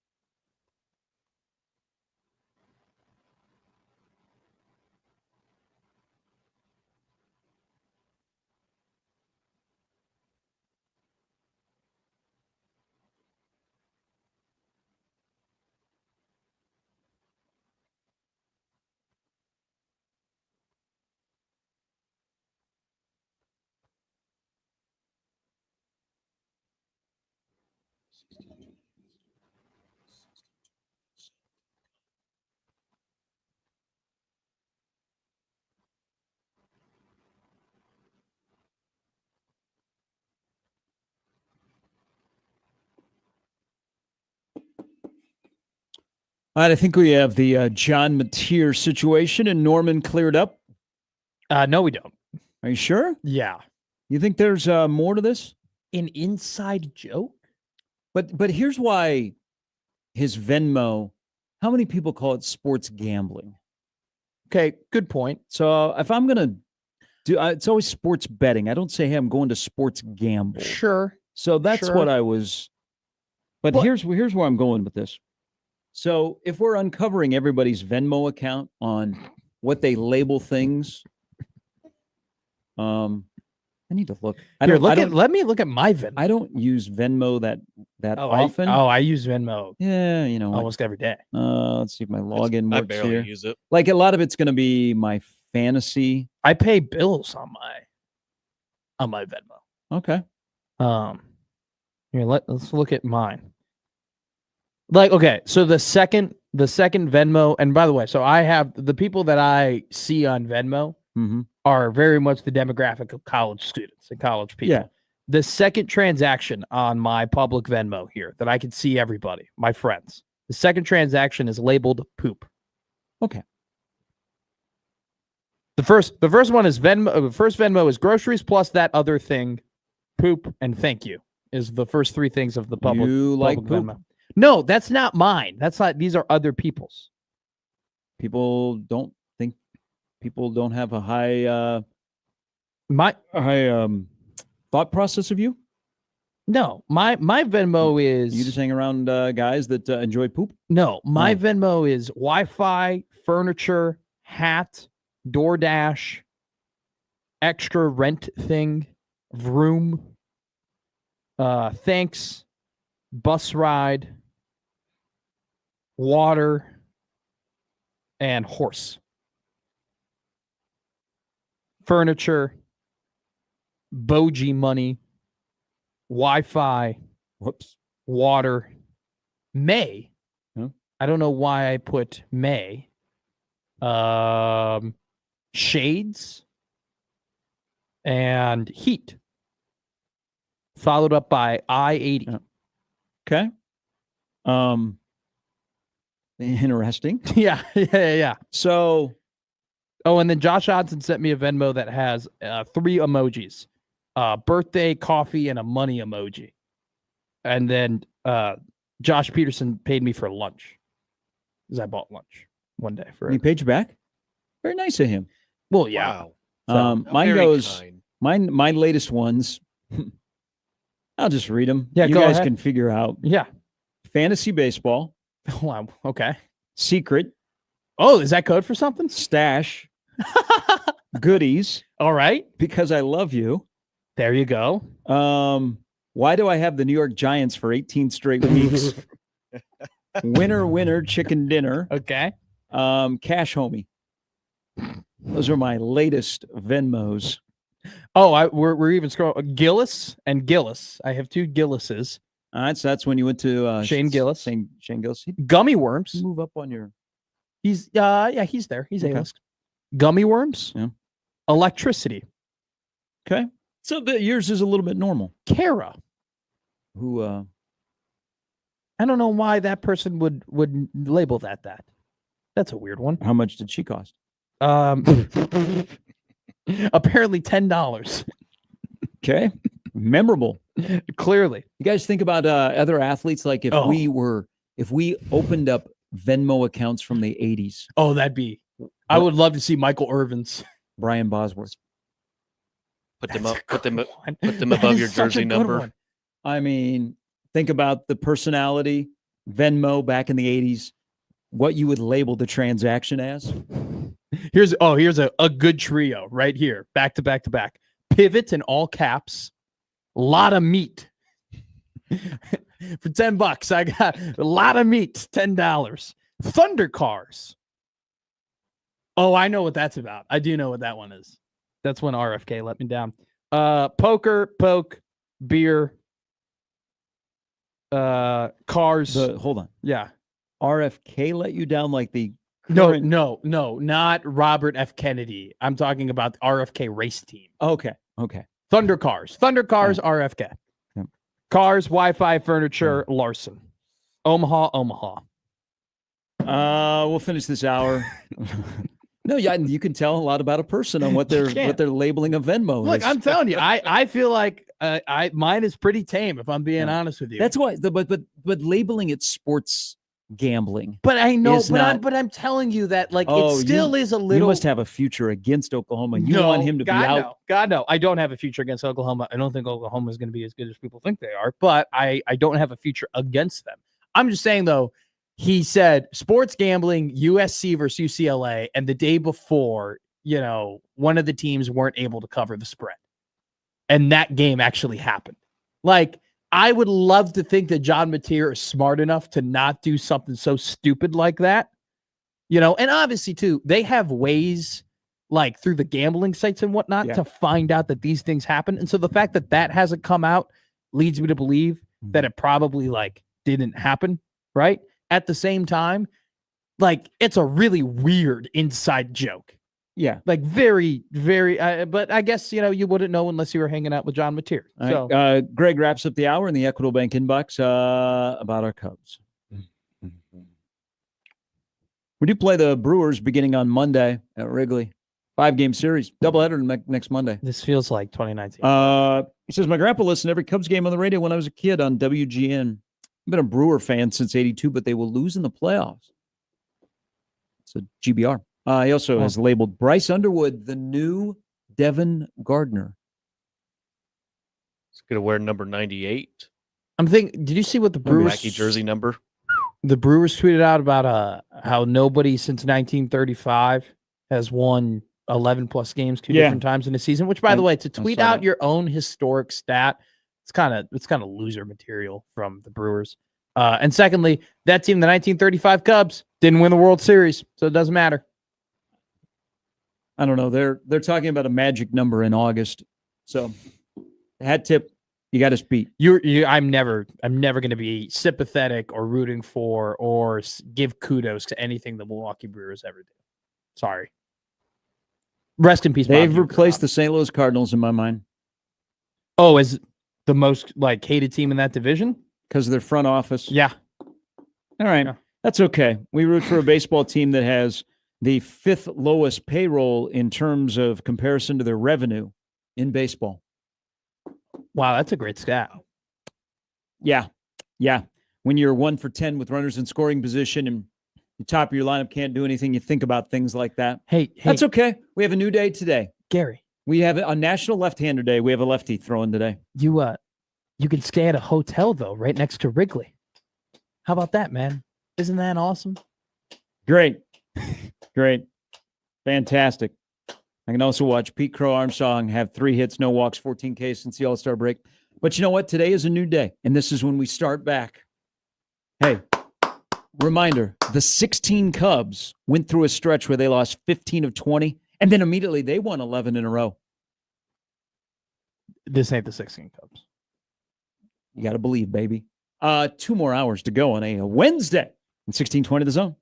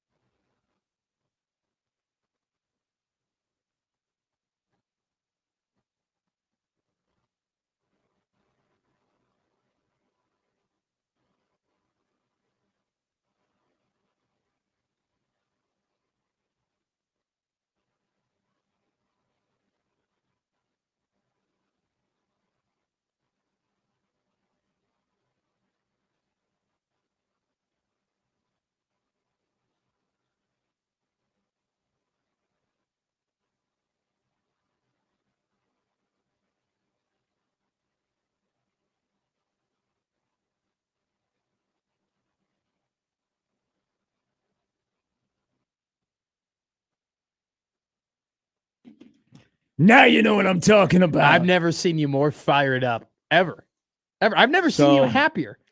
Your team went to a Super Bowl last year, and you weren't as excited as this one. You were literally, your team was in the Super Bowl, and you were like, Eagles should be the favorite. I don't know. I'm just happy they're here. They're doing a good time. And you just watched a video, and you could not be more just fired up. So I watched the intro to Taylor Swift on the New Heights podcast that drops tonight, which will reach its peak for the 92 percenters out there. The most requested guest in the history of shows. So Taylor Swift, Travis, and Jason are on the podcast tonight, and they have released like the first 2 minutes, the intro. Now my tight end who's in GQ. You're happy about that? Well, I'm happy that you admitted what we kind of all thought, is that his attention was drifting elsewhere. So like to Hollywood, and he kind of cheated the Chiefs last year. And I'm glad that he recognized that. I knew that he wouldn't go out that way. I do. And at the end of the day, this isn't going to mean the Chiefs are going to win the Super Bowl or even get to the Super Bowl. I expect him to go out with a great finish, kind of etch his name right there next to Gronkowski and Antonio Gates as the greatest tight ends of all time, and ball out in 25. He's had a good camp. Today's the final day in St. Joe, by the way. But I'm glad that he admitted it, because it kind of cleared up some of the things that you saw last year, that he looked old. Yeah. He just didn't play like he has played the previous 11 years. So I'm glad with the honesty that he had, because he told a lot in that article. So I didn't read the Gentleman Quarterly article, but I read a CBS article that kind of summarized like the key points of what he was talking about. It was the first time where he like kind of laid down his relationship with Taylor Swift too, as to like, so I think, Jason Kelsey's wife, Kylie Kelsey, was asked about that, like, oh, how did you know when it happened, and like what all that stuff, and she kept it she didn't answer it. Like, she answered it in the nicest, like, but no, I'm not giving you info away. And I'm assuming the New Heights pod will give you all the details that you're gonna want to know. But his first time, he was like, yeah, she's super successful and I'm super successful, and we both like have so much pressure on us, and we were able, like, we finally both found someone that we can like relate to that. And like, we just really, really like each other, and I'm in love. And I was like, wow, like that is like, he hasn't really like admitted that. Like, obviously he loves his girlfriend and he like enjoys the relationship that he was in. But it was like when I read that quote, I was kind of like, damn, like he really opened up in that. And man, how can you not? Like, when you're a football player like that, and for the first 8 years of your career, all you're focused on is training camp, OTAs, games, catches, studying. And then it wasn't as if Jason Kelsey just became more famous. It's not as if he went from, oh, I'm a good football player to I'm a Pro Bowler, great football player.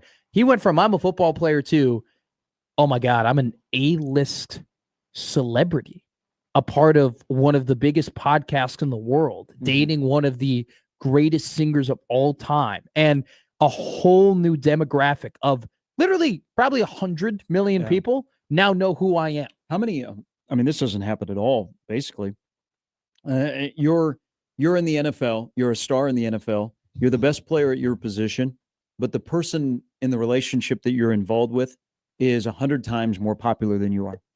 I don't think it's ever happened. Other than David Justice like dating Halle Berry. Like that is like kind of the only thing that I can like compare it to. And also too, how often are you what you described? The best at your position, one of the top 5 players in the NFL on a dynasty, and you become more popular.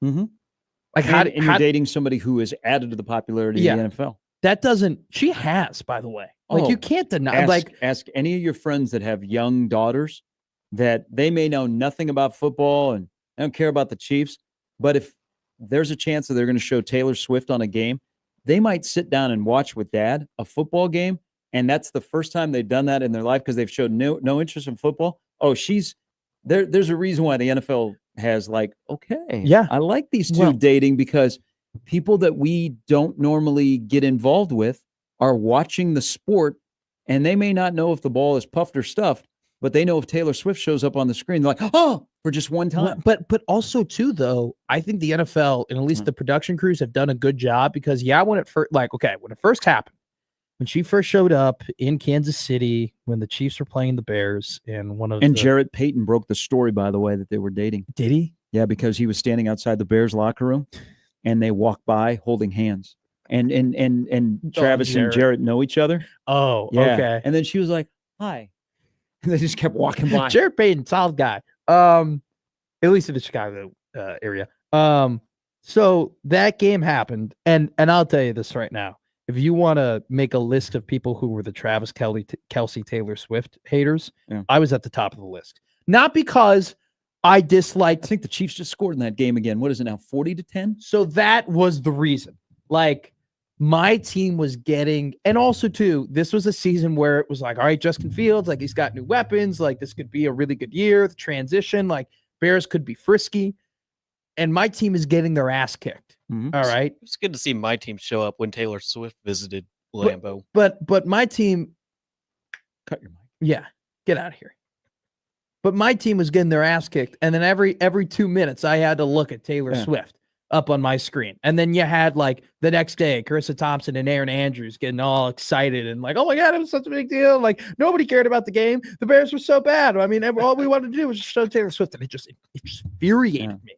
Okay. Because every time I saw Taylor, I just went back to that moment of like my season and my just, I don't want to say life, but just deteriorating. Well, now I'm a big fan. I'm a big fan of It's a sport like, how do you grow the NFL? I mean, the NFL is too big to fail, and it's a behemoth. And they got lucky that the tight end in Kansas City on the Super Bowl champions is dating one of the most recognizable people in the world. Alan tweets in, "My 9-year-old daughter is asked to go to a Chiefs game this year. She's never been interested in sports. We're going to the Raiders-Chiefs game in Arrowhead."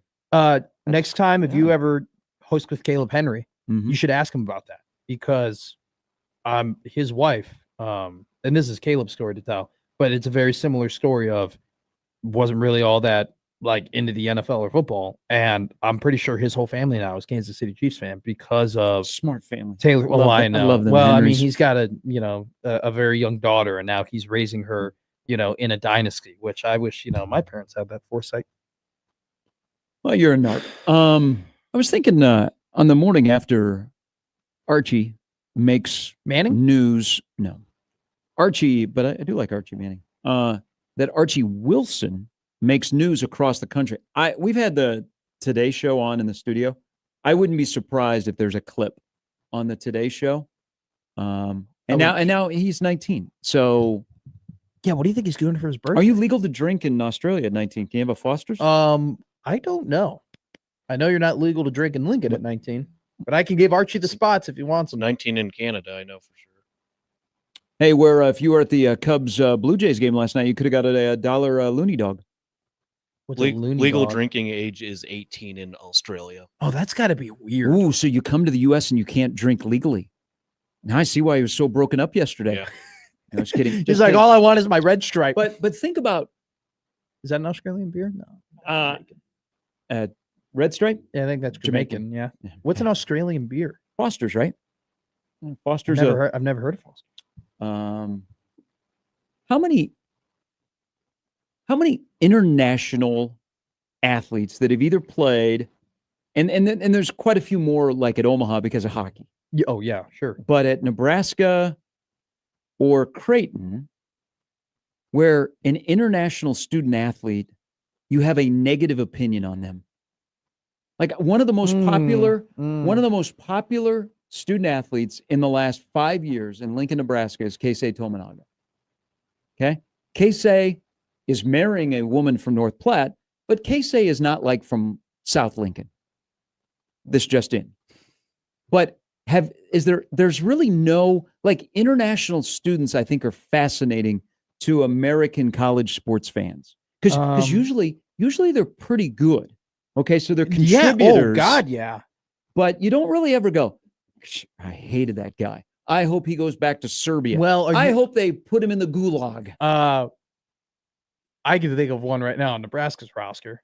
Football? No, basketball that didn't get the most. Latman? No, not Latman. The Turkish Nightmare. Whoa! No! I'm standing up for him. By the way, Okay, but you are in the minority. Okay, I will stand up to Bryce Williams and Juwan Gary, who once they found out how much he was making last year, turned on him. Okay, I have belief in the Turkish nightmare. Look, there's a lot of people that do not. Because, rightfully so. Because they think he's a bad dude and he makes way too much money and he signed a 2-year deal and he's the highest paid player in Nebraska. But you know what? I have faith in people, and especially if you are called the Turkish nightmare.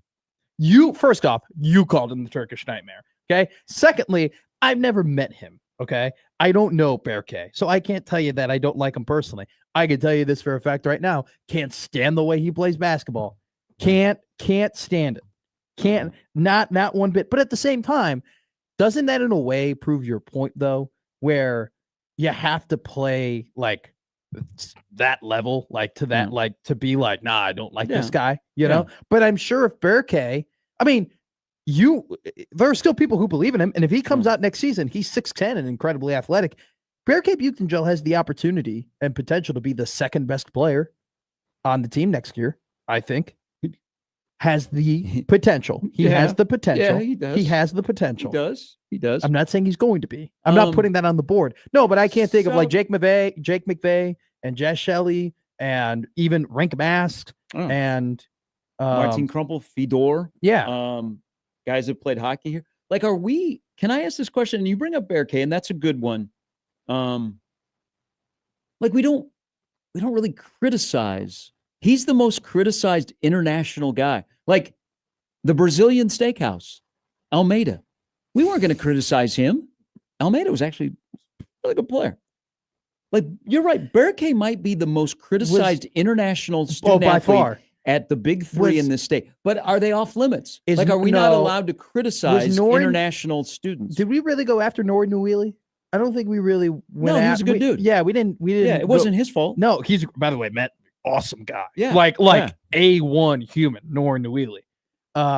But we weren't, I was like, Nori wasn't like a superstar. No. We weren't crazy about him.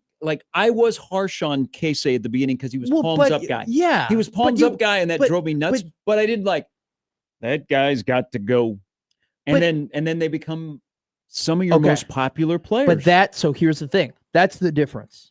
I think that there definitely might, I agree. There's probably a longer leash when it comes to when you root for international players, but the height in which they get at, I don't know. There's just the charm from, I think people respect it greatly that you are born in a different country, raised in a different country. You are so good to the point where you can leave that country to come play in America. And then we have the honor that you picked us and that you want to be here. I think people respect that a lot to the point where when they are great, we go crazy about them. Look at basketball. For 2 years, the two biggest stars in both women's basketball and men's basketball weren't born in this country. Mm-hmm. Jazz Shelley and Keisei Tominaga. Mm-hmm. And then under Jazz Shelley, I would say, Alexis Markowski, and then it was Isabel Bourne, Yeah. So I think that you bring up a great point that we get more excited about them. But if you just play bad, if you're not good, you're going to get hated on. I don't know about hate. They kind of disappear. I think Berke's situation is different because there's a lot of meat on that. Is Berke there's a lot going the on. highest paid international athlete that has played at one of the big three? I mean, do you think Fedor? Matt, he's paid. No, I know he's paid a lot of money to play basketball in Nebraska. I'm aware, and I'm aware of the teams that Nebraska was competing against. Well, they didn't have to. They got duped, and it cost. But they thought they were. But I haven't given up on the Turkish nightmare. I have. I have fully. Gary, we saw him play 30 or 25 games last season. He stayed in Lincoln and all summer, the best thing about him was, he can move and he can rebound. And you were paying for that? Cale Jacobson was doing that at the Crown in a more effective manner. Once at a key moment in a game, he grabbed a rebound and it just happened to fall out of his hands and out of bounds. Okay. It happens. That and as soon as he started playing average basketball, he tore up his ankle. And and by the way, couldn't have happened in the worst part of the schedule either. Now, But once again, if he ends up being great, we are going to look back because also, okay, you got to say this too. Like with Casey, like we're doing revisionist history here. Like it's not as if Casey was beloved to be beloved. Like he had to play incredible basketball in order to get to the point where it's he like, also holy needed crap. a couple of guys to get injured for his minutes to go up. Yes. Yeah. Yes. So you still, there is the merit part of it all of like, yeah, you got to come in here because here's another one like Ruby Porter. She was the third of the Australians who came in to play with the women's basketball team. Mm-hmm. And most people who are listening to this radio show don't know who she is because she ended up transferring out after like a year or two and wasn't really effective. So you still have to play at a high level. Jess Petrie, more people know, she's got to play better. Mm-hmm. But the charm definitely doesn't allow them to be hated on as much. Now, I have no problem hating on other international athletes if they're on other teams. Got no issue with that. Then you will be hating the Fighting Illini basketball team all season long. Yeah, but I it is a part of my bit that I love a good Stojakovic, or Markovic. Shout out to Stojic. Sausages here. Can't stand Kofi Coburn though. Can't stand Zach Edey. All right. Football needs to get here sooner than later because I see the Athletic just tweeted something out. Is Texas the college football's new Alabama? No, they haven't won a national title. Absolutely Move not. on. Did you guys know that Texas just 3 seasons ago was 5-7? Did you know who 2 seasons ago was 5-7? 2 seasons ago was 5-7. Think about that. We got to take a break. We'll come back. I can hear it churning over there. 3 years ago, Texas was 5-7, and now the Athletic has dubbed them college football's new Alabama. God, no. Nick Saban did win 6 titles. Yeah, in Alabama. Okay. I also don't think any Texas fan is saying that because Texas fans do not compare themselves to anyone. We're Texas, baby. Texas is Texas. We're the big brand of college Took football. them horns, baby. 5-7 2 years ago. Clemson. Was it Clemson? Just put in 5-7 in 2023. Which teams were 5-7 in 2023? No, they were 9-4. I don't know. I can't think of. Miami? They weren't good. It's close to. There are guys from Miami that play at this school. Nebraska. Jeez. I'm just telling you, anything can happen. I thought you were talking about like one of the premier teams that can win the national championship this year. I thought you were on the train. What do you mean? What train? I'm on the 8-4 and just beat the people you should beat train. We're back with more of Gary and Matt after this on 1620 The Zone.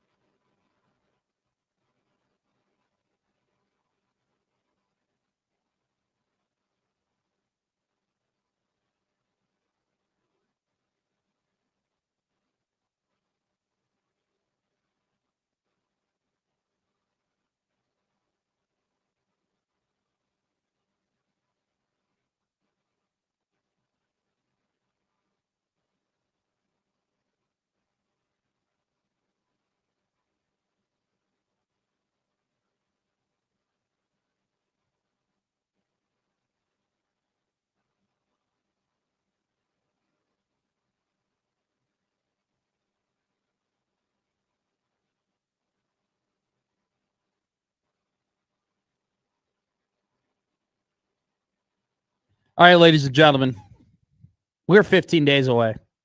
Or if you subscribe to my math, we are 5 days away from being 5 days away from being 5 days away of watching the Nebraska Cornhuskers take on the Cincinnati Bearcats in a classic Big 10 versus Big 12 matchup. What everybody grew up watching. That's not true at all. But we will be down there. 1620 The Zone will be. Gary will be there. I'll be there. John Bishop, Connor Happer, Josh Peterson. Producer Josh is going to be there. We'll all be 1620 The House. And we are giving you an opportunity to come down as well to Kansas City to watch the Nebraska Cornhuskers. You can enter the football road trip contest on 1620thezone.com, which is brought to you by Bankers Trust. If you sign up right now, enter your email, agree to the terms, you will enter in a contest with the opportunity to win 2 tickets to Cincinnati versus Nebraska, plus parking, plus lodging near stadium, not in the place that we'll be staying at, and a $100 gift card. Just go to 1620thezone.com right now and sign up. Good location. Bankers Trust out there off 192nd. That's a good looking building. So good luck to everybody that is involved. If you have some extra money, will you be able to match what David Booth just did in Lawrence? This is mammoth. So David Booth, I believe the press box is named after him, is just made a donation to the Kansas Athletic Department. I did not know of Mr. Booth. I went to the KU UConn game a couple of years ago, and at halftime, they honored him, and people were like it was a huge ovation, and I just kind of recognized the name. Well, David Booth has just given KU Athletics a $300 million gift. It is the largest single gift in the history of college athletics has just been given to KU Athletics by David Booth, who I'm guessing will never have to pay for a drink or a meal on Mass Street ever again. What do you even do with all that money? Like, what do you even? It's amazing. Does that get you into the Big Ten? Wow. Ooh. You have made you've made a commitment to football. Wow. I didn't think of it that way. Hey, we'll take your basketball. Oh, we will still take but your football's got to be better. They poured money into football. Now I'm just speculating here. Yeah. Because, I don't think it. Why the hell would you give $300 million if you weren't? You don't give $300 million to keep the lights on for 10 more years. You don't give $300 million just because, we want to operate without, being in debt or anything like that. Or we get, our budget is paid for the next couple of years. You give $300 million to do something massive, and they already built a stadium or renovate. So what do you do with that other than that? And if it's a gift, is it taxable? I don't know. I just know that this is mammoth. $300 million from, and David Booth is a philanthropist in the, I believe he lives in Lawrence. But the football stadium is actually named after him. Yeah. So now he's just said, hey, here's another $300 million. Go do what you will with this. So Pete Thamel just tweeted, this is a significant day for Kansas football, which continues to aggressively invest. Kansas plans to allocate $75 million of Booth's gift toward launching phase 2 of its transformation of David Booth Kansas Memorial Stadium and construction of the surrounding Gateway District. So his net worth is $2.8 billion. So that's he gave 10% of his net worth to Kansas. Good Lord. Yeah. So the company he founded was Dimensional Fund Advisors. Was born in Lawrence, went to KU, and then, there's $300 million. He's also single, by the way. There's also a David Booth who's a Vancouver Canuck. Probably did not. No. Yeah. No, his net worth is only $14 million. John says, I told you the Big Ten was going to announce that they were expanding. Maybe that's the tweet. But if you are the Big Ten and you have a national footprint, you are a coast-to-coast conference, there is a strong interest in Florida State. Yeah. I imagine you can't be at 19 You like getting into Florida. Jim Delaney wanted so badly to have North Carolina and Georgia Tech join the league. Did not happen. North Carolina has made an investment in football. Yes. KU is sitting here in the Big 12, and they're like, whoa, whoa, whoa. Look at what we do in basketball. We are a Kansas City market. Now look what we're doing in football. We got a good head coach. We've been successful. We're pouring money into our new stadium. We have all this money. Big Ten, how do we look? Wouldn't that be something? Wouldn't be something to have Kansas in the Big Ten. If you're a Nebraska fan, don't you want this to happen? I mean, I would love. Now, I like the rivalry with Iowa. Mm-hmm. I think the rivalry with Iowa actually has some legs. I think there's actual hatred there that's been building. But it would be nice to have Lawrence, Kansas. How many hours away? 3 hours. 3 hours. 3 hours. Like, it'd be nice to be able to go to Fog Allen Stadium, Nebraska versus Kansas. Fog Allen Arena. My apologies. How about Fieldhouse? Fieldhouse. My bad. Go there and watch a basketball game between those two teams. It'd be awesome. Well, just because we used to do that. Yeah. Yeah. Like, that'd be incredible to do that again. And to be able to travel to away games and enjoy that. I don't know if you could manufacture like a true, real, bitter, hatred-driven Nebraska-Kansas rivalry. At least right away. It would take some time. So this is somebody who has this is an email from Mark, and Mark must be either a KU grad or have some knowledge. He goes, have met Mr. Booth before, extremely hospitable gentleman. He said, I think he's close to 80, and he essentially is the Warren Buffett of KU. He has pledged half his wealth be distributed to philanthropies before he passes.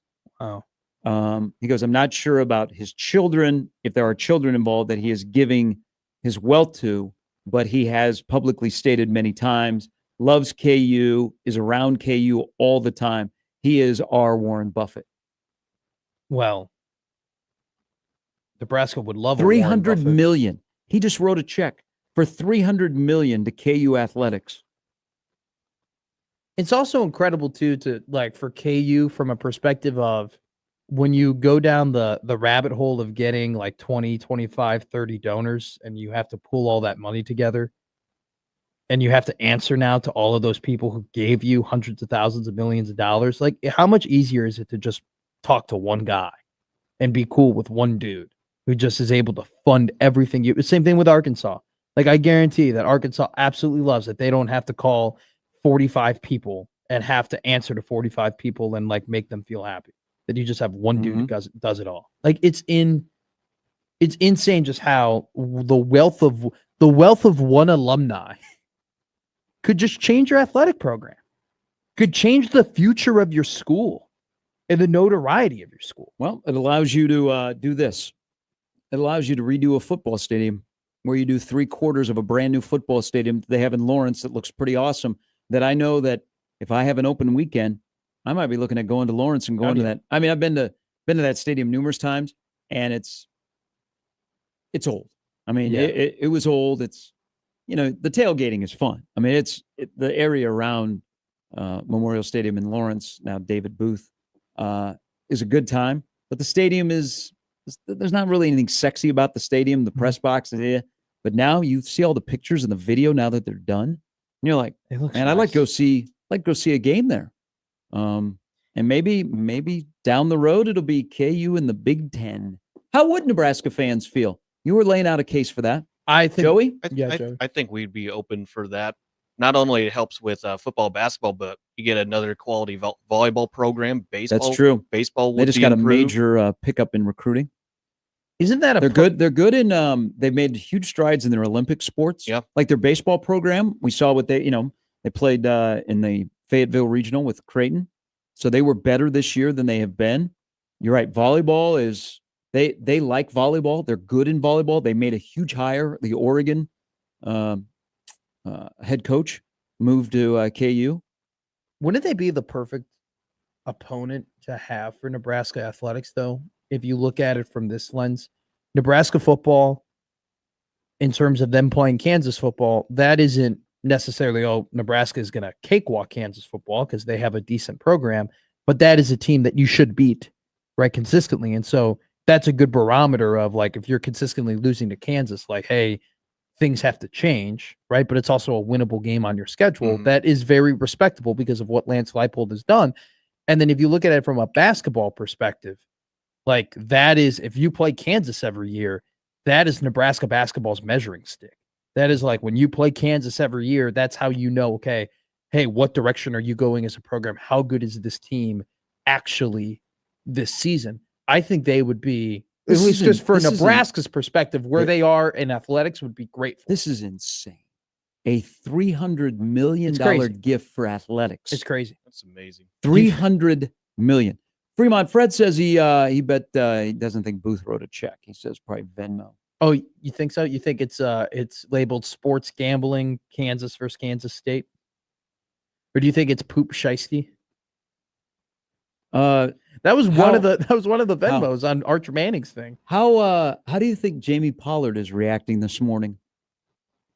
The issues over in Ames with finances. I know. And there's a guy in Lawrence who just said, I want to distribute my wealth before I pass on. Hey, athletic director. And they've got what's his last Travis's God, what's his last name? Is Travis Goff? Used to be at Northwestern.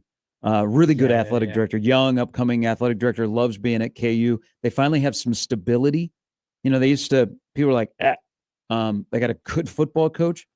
And do you think Jamie Pollard calls him and goes, hey, is there any, like, David have any connection to Ames, Iowa? We could use a little bit of that. Good call, Travis Goff. Yeah.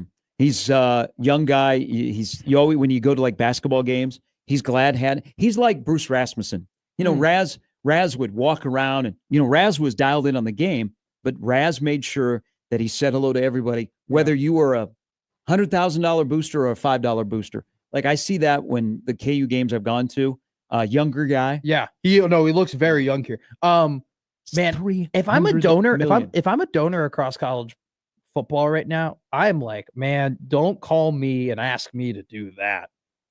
Like that's not a precedent center. This at all. Like this is like absolutely freaking ridiculous that $300 million. Mm-hmm. Largest gift in the history of college athletics just went to KU today. In comparison, Jerry Jones bought the Cowboys in '89 for $150 million. It's just crazy to me that just people have that money to just throw around. They're willing to spend. I know. Well, I don't think I wouldn't use the word throw around. Well, I guess, yeah. He's older, and he has been involved. And I think but still, because it's not just so when they honored him at the UConn KU game last year, they did a little video on the board. It's not just athletics. He is like donated to all, all over the campus. Yeah. He is given back. That's a great way. Our emailer, that's a great way to describe it. He is the Warren Buffett of KU. Well, I don't know, man. It's just like, it's not Warren Buffett Memorial Stadium, you know? No, but somebody who has that kind of wealth, sure, that before they pass, everybody would love Warren Buffett to give to athletics. He does some other things. He does. And I don't know, I don't know that road will ever go down that he'll just write a big old check to athletics. Even because I don't think that's his thing. David Booth appears. He's a guy that's all into athletics. Like I want KU to be successful, and I like going to KU games, and I'm there all the time. Isn't that so cool too, though, to like be able to go to that school, be a fan of that school, love that school, work your way up to the point where you make a business that makes so much money that now your team names their stadium after you. That is like. That would be my dream. That would be my dream. You told me right now, Matt, make one wish, you can get whatever you want. I'd love to be an owner of a team. And they kept Memorial Stadium on their stadium. It's David Booth Memorial Stadium. Oh yeah. Mm-hmm. Oh yeah. You can pull that off. Joey writes in, $300 million. Is that how they paid Hunter Dickinson for 10 years? No. See Hunter Dickinson go after a bunch of bar school guys. That was an incredible video. I did not. Also, Hunter Dickinson has maybe the greatest NIL deal of all time with LinkedIn. Yes, I did see That is elite. I also did see up close and personal their NCAA game against Arkansas, that when he was on the bench, KU played much better in that game. He came back onto the floor, and Arkansas closed out that game. I was like, I'm no Bill Self, but we got to take a break. We'll come back. John Walker at the top of the hour. I can just imagine you giving Bill Self coaching tips. Hey, Bill, maybe don't play Dickinson. Be a big year in Lawrence for basketball. Hello. Also, Brandon Vogel will stop by. It's Gary and Matt with the King Joey on 1620 The Zone.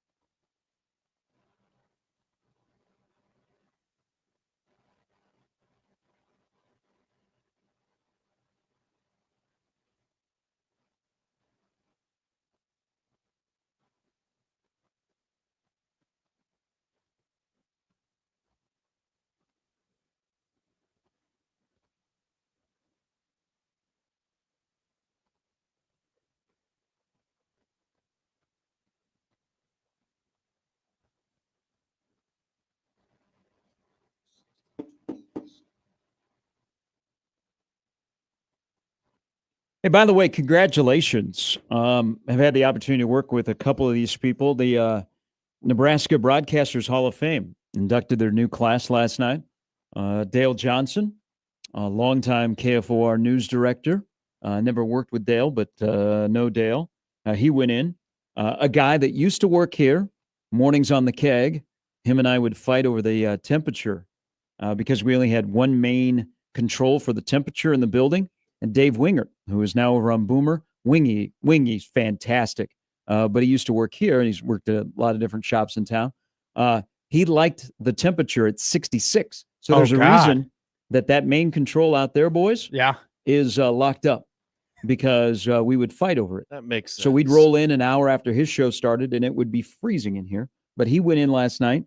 Also, Denise and Kathy Brown, probably not as well known around here, but a couple that has been in the radio business in Shadron. And then, my guy, a guy that you never want to see that shows up at your door. If this guy comes knocking on your door, do not answer the door. Pull the shades down and hide. Mike McKnight went into the Nebraska Broadcasters Hall of Fame last night. Mike has been at Channel 6 since 1977. Wow. He is a legend and a friend, and that's a really good class of people that went into the Nebraska Broadcasters Hall of Fame last night, so congratulations to all of them. No, man, I've been lucky enough to, funny enough, the one Nebraska Broadcaster Association Hall of Fame that I went to, our very own Neil Nelkin got inducted into the hall. The godfather of 1620. And they do that ceremony right, and they do just that entire event right. So congratulations to all those incredible broadcasters, and I know that they're going to enjoy it, because that's a fun little week that they put together for them. Okay, question here on the heels of David Booth just saying, I got $300 million laying around. Travis Goff, do you want it? And all of a sudden, KU's got the largest gift in the history of college athletics this morning. Nebraska has embraced 1890 like big time since Troy Dana got here. Sean Pete was at practice yesterday. He's part of the Pete family, Sandhills Global, which is behind 1890. And every time you see, I saw a few guys from 1890 that were out at the Pinnacle Bank Championship for golf, and they got the gear on, and people know now what 1890 is. There are more schools that are signing deals as we get closer to the start of the season, corporate deals to put their logo on the field. South Carolina just did one. Now, these are not easy because they're multi-year deals, and you got some red tape you have to go through. So I imagine as we get closer, there's going to be more announcements, but South Carolina had a big announcement. Iowa has made a big announcement. Duke Slater Field, they have moved that logo to the end zones. So it opens up a spot to sell a corporate logo. Yeah. Will we get? Yes. Whoa. Yeah. Okay. Without a doubt. Sorry for interrupting. No, I assumed you were going to say, are we going to get advertisements or promotions somewhere across Memorial Stadium, whether it be on the sidelines or in the middle of the field? Okay. So what if, Nebraska's not hurting for money, but you always want money, and you got a stadium project that you're funding on your own. What if, ladies and gentlemen, boys and girls, let the outrage begin. I'm a corporation. I'll sign a 10-year deal with you. Lots of money. I don't know that I want the pushback of my big logo being on the field. Hell, just throw 1890 out there again, which, by the way, a lot of people did not like the 1890 logo on the field when it was on there. But what if I say, man, I don't know, I want the pushback on that logo out on the field, because people are like, oh, that dirties up Memorial Stadium. But that place on the sidelines that says Tom Osborne Field, that would look really, really good. And they said, okay, you can have it. We'll move Tom Osborne Field to the back of the end zone. Oh, how do you think that would go over? Okay. That's a great question. Because you're going to see, again, South Carolina made a big announcement the other day, and they have to move the familiar palmetto tree logo. They had to move it because that's on their field.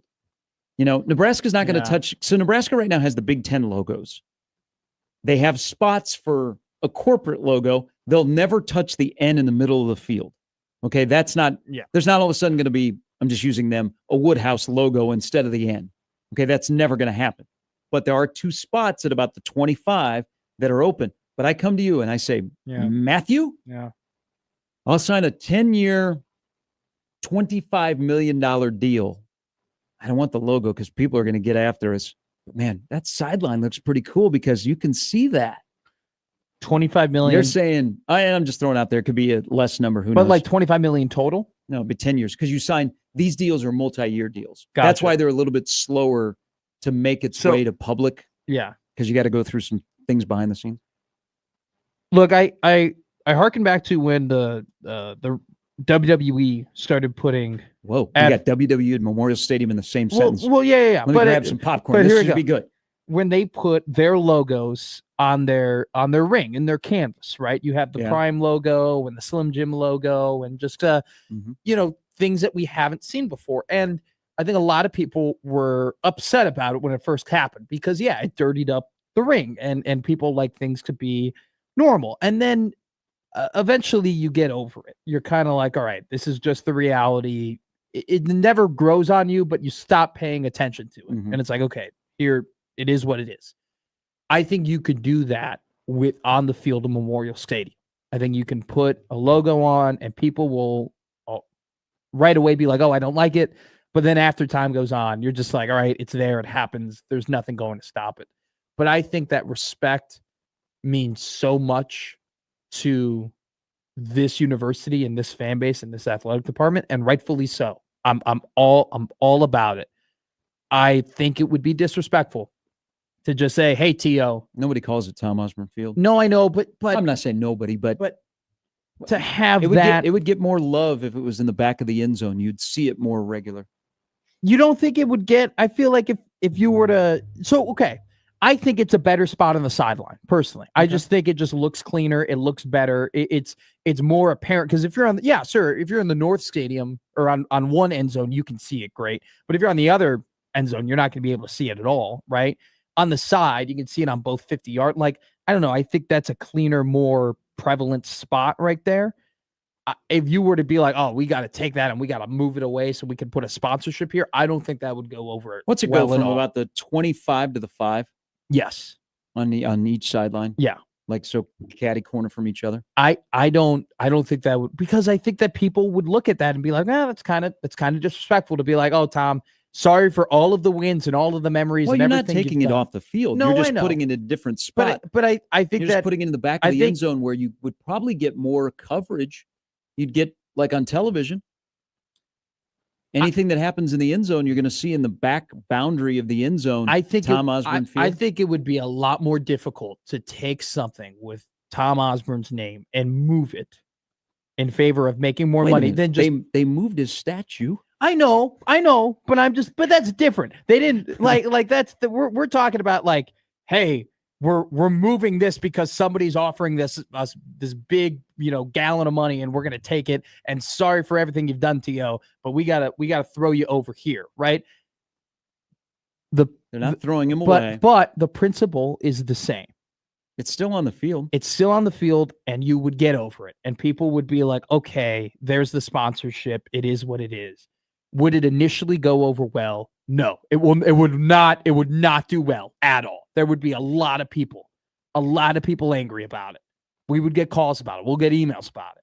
But like, it would be something where you're like, all right, this is the reality. Hey, if you're saying $25 million a year, I'm just saying you have to do a multi-year.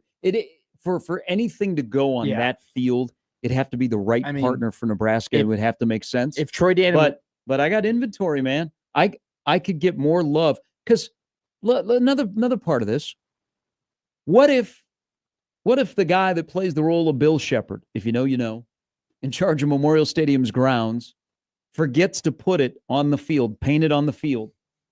Would there be an outrage?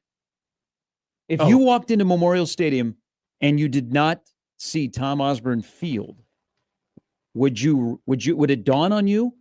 Would you be livid? Great question.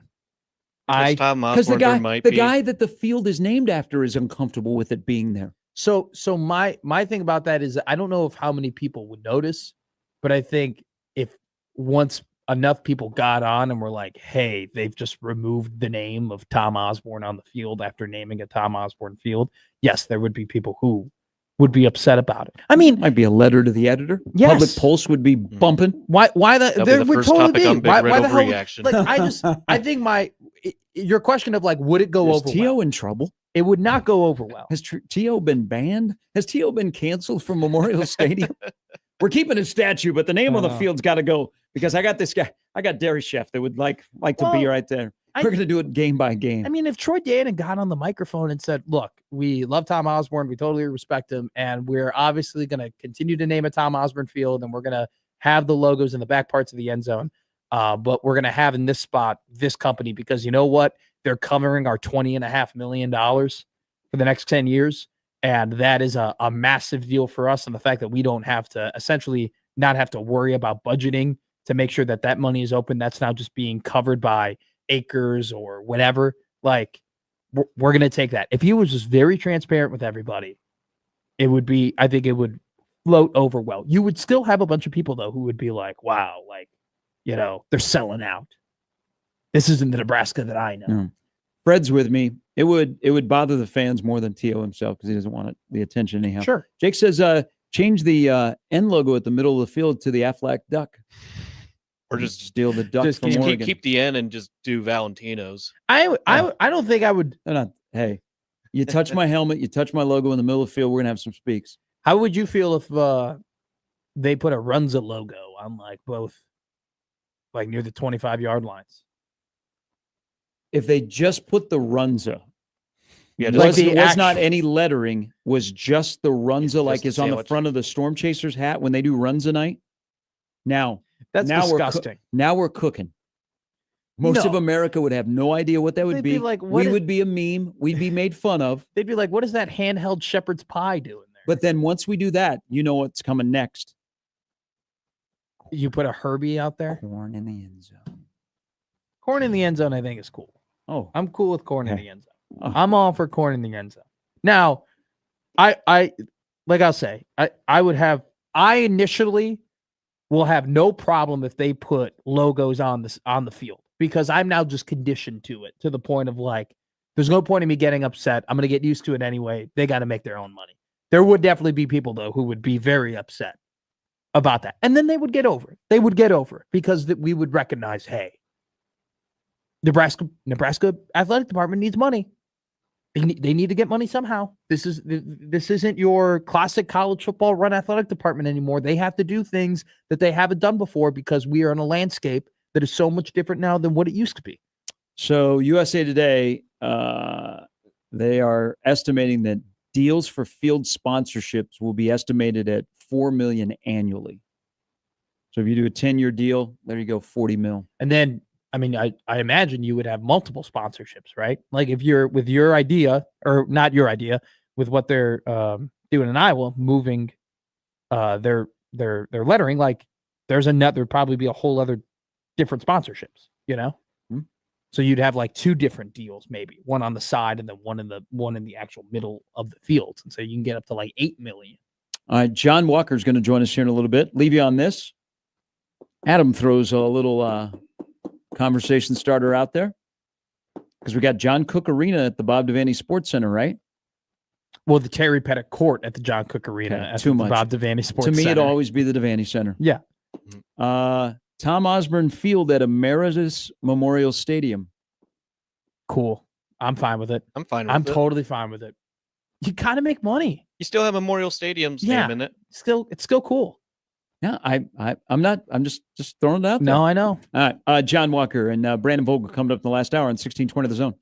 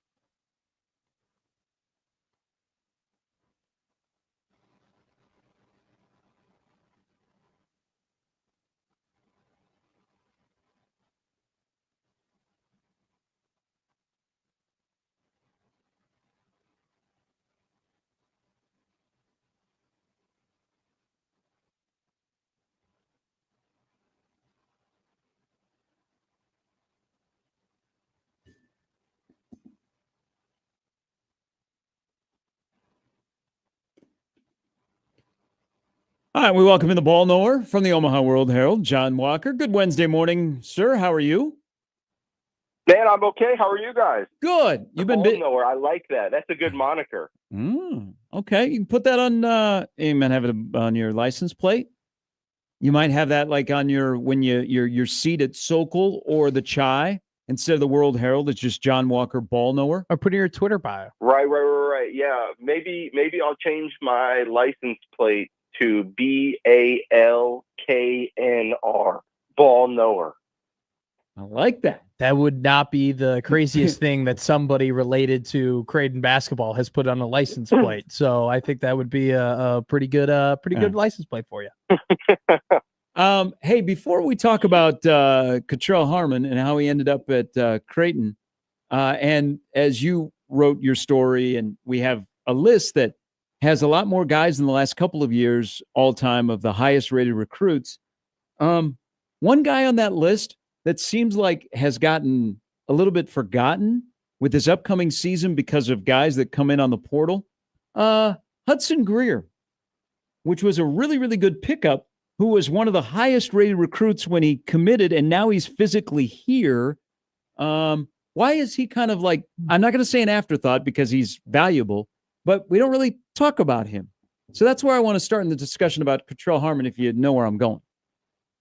Sure. Yeah, absolutely. The talent is deep at Creighton. Like that was one of the off-season goals of Greg McDermott and his staff. They saw the past 2 seasons how crucial depth can be. It can be the difference between going home and moving on.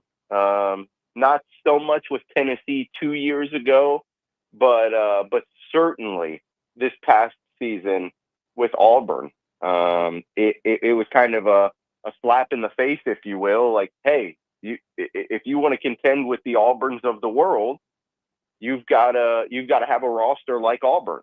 You have to be able to have a 7th, 8th man who can come off the bench and not just buoy your buoy your team through a couple of minutes. No, that can come off the bench and make an impact. So that's one of the things that Creighton had placed an emphasis on this offseason. Well, I think that's kind of why it led to, in some conversations, Hudson Greer being an afterthought. If you go talk to anybody down there, he's anything but. They've raved about him since the day he's been on campus.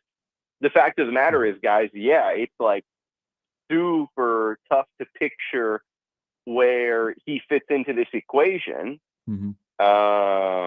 Because 1, he hasn't played a college basketball game yet.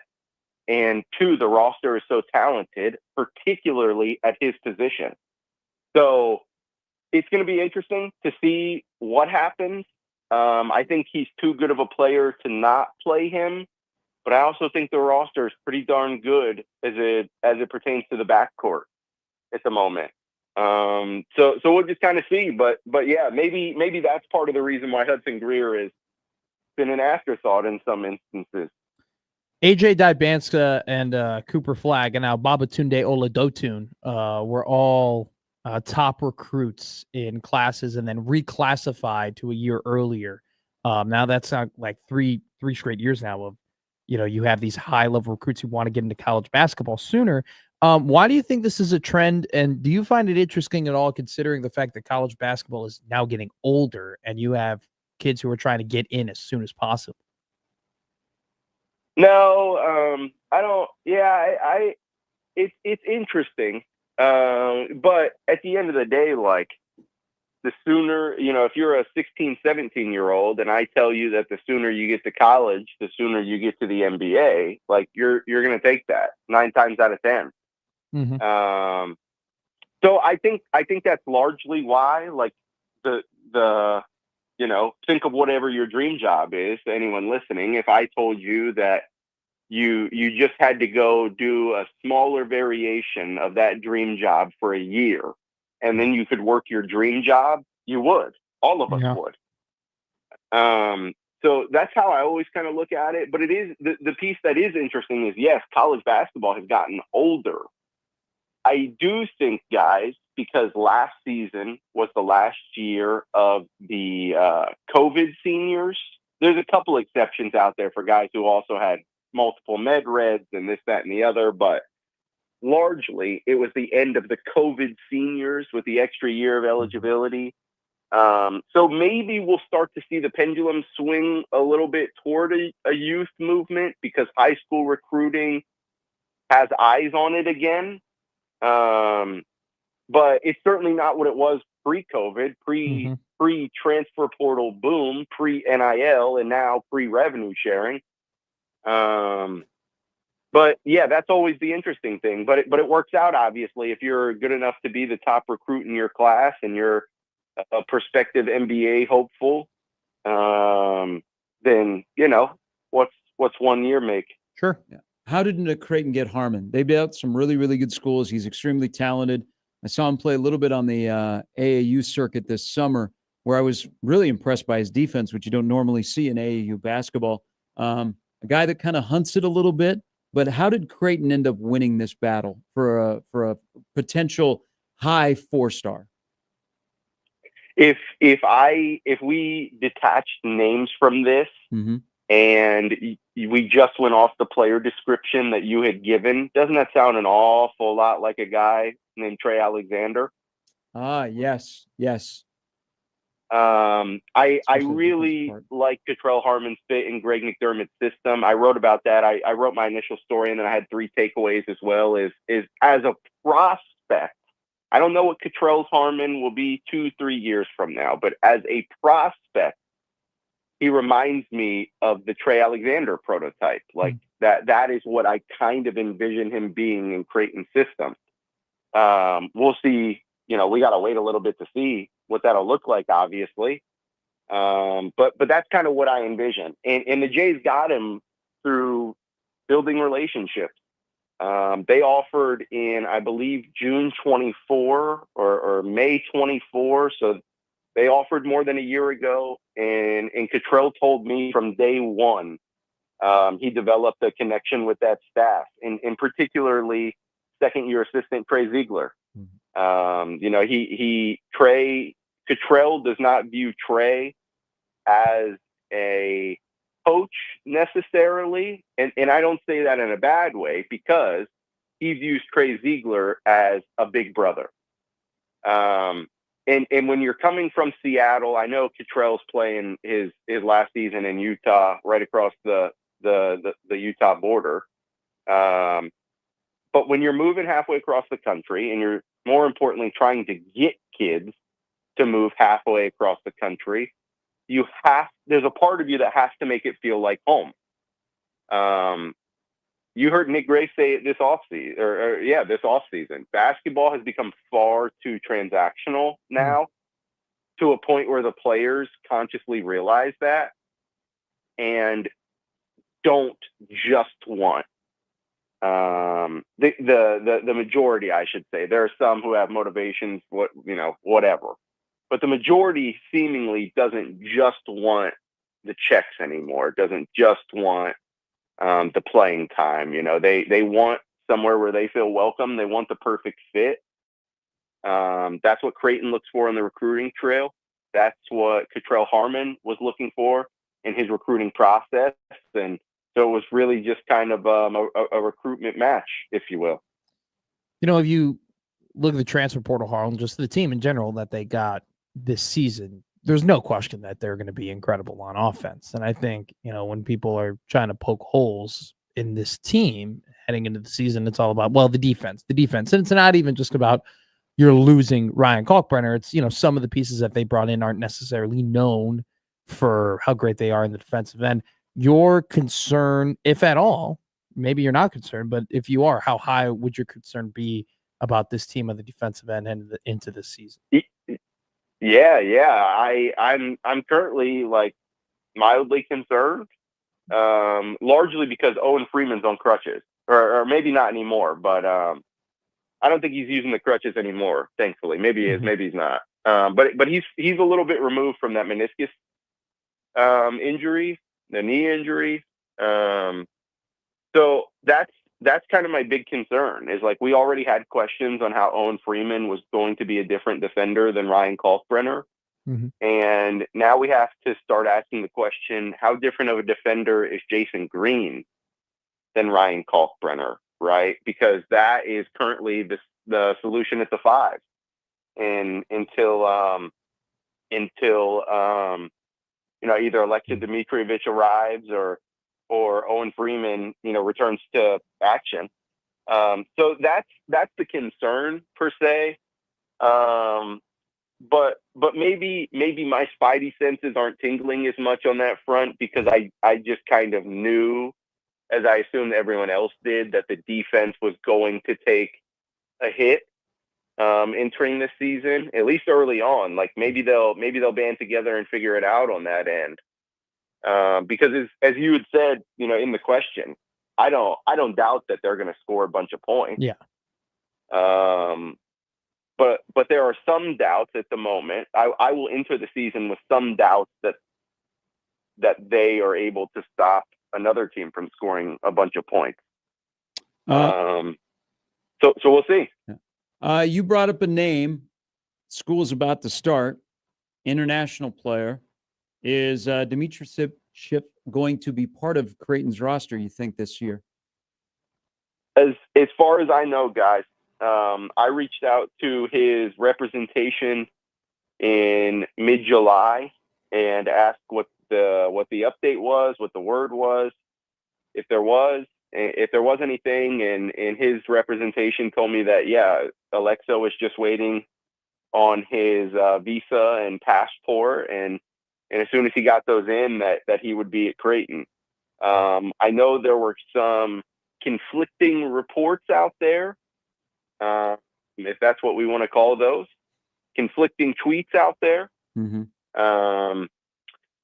There was a point in time where Creighton didn't know, because again, you get closer and closer and closer to school starting, and the Serbian 7-footer isn't here, and with each day that passes, you think, okay, maybe he's not coming, right?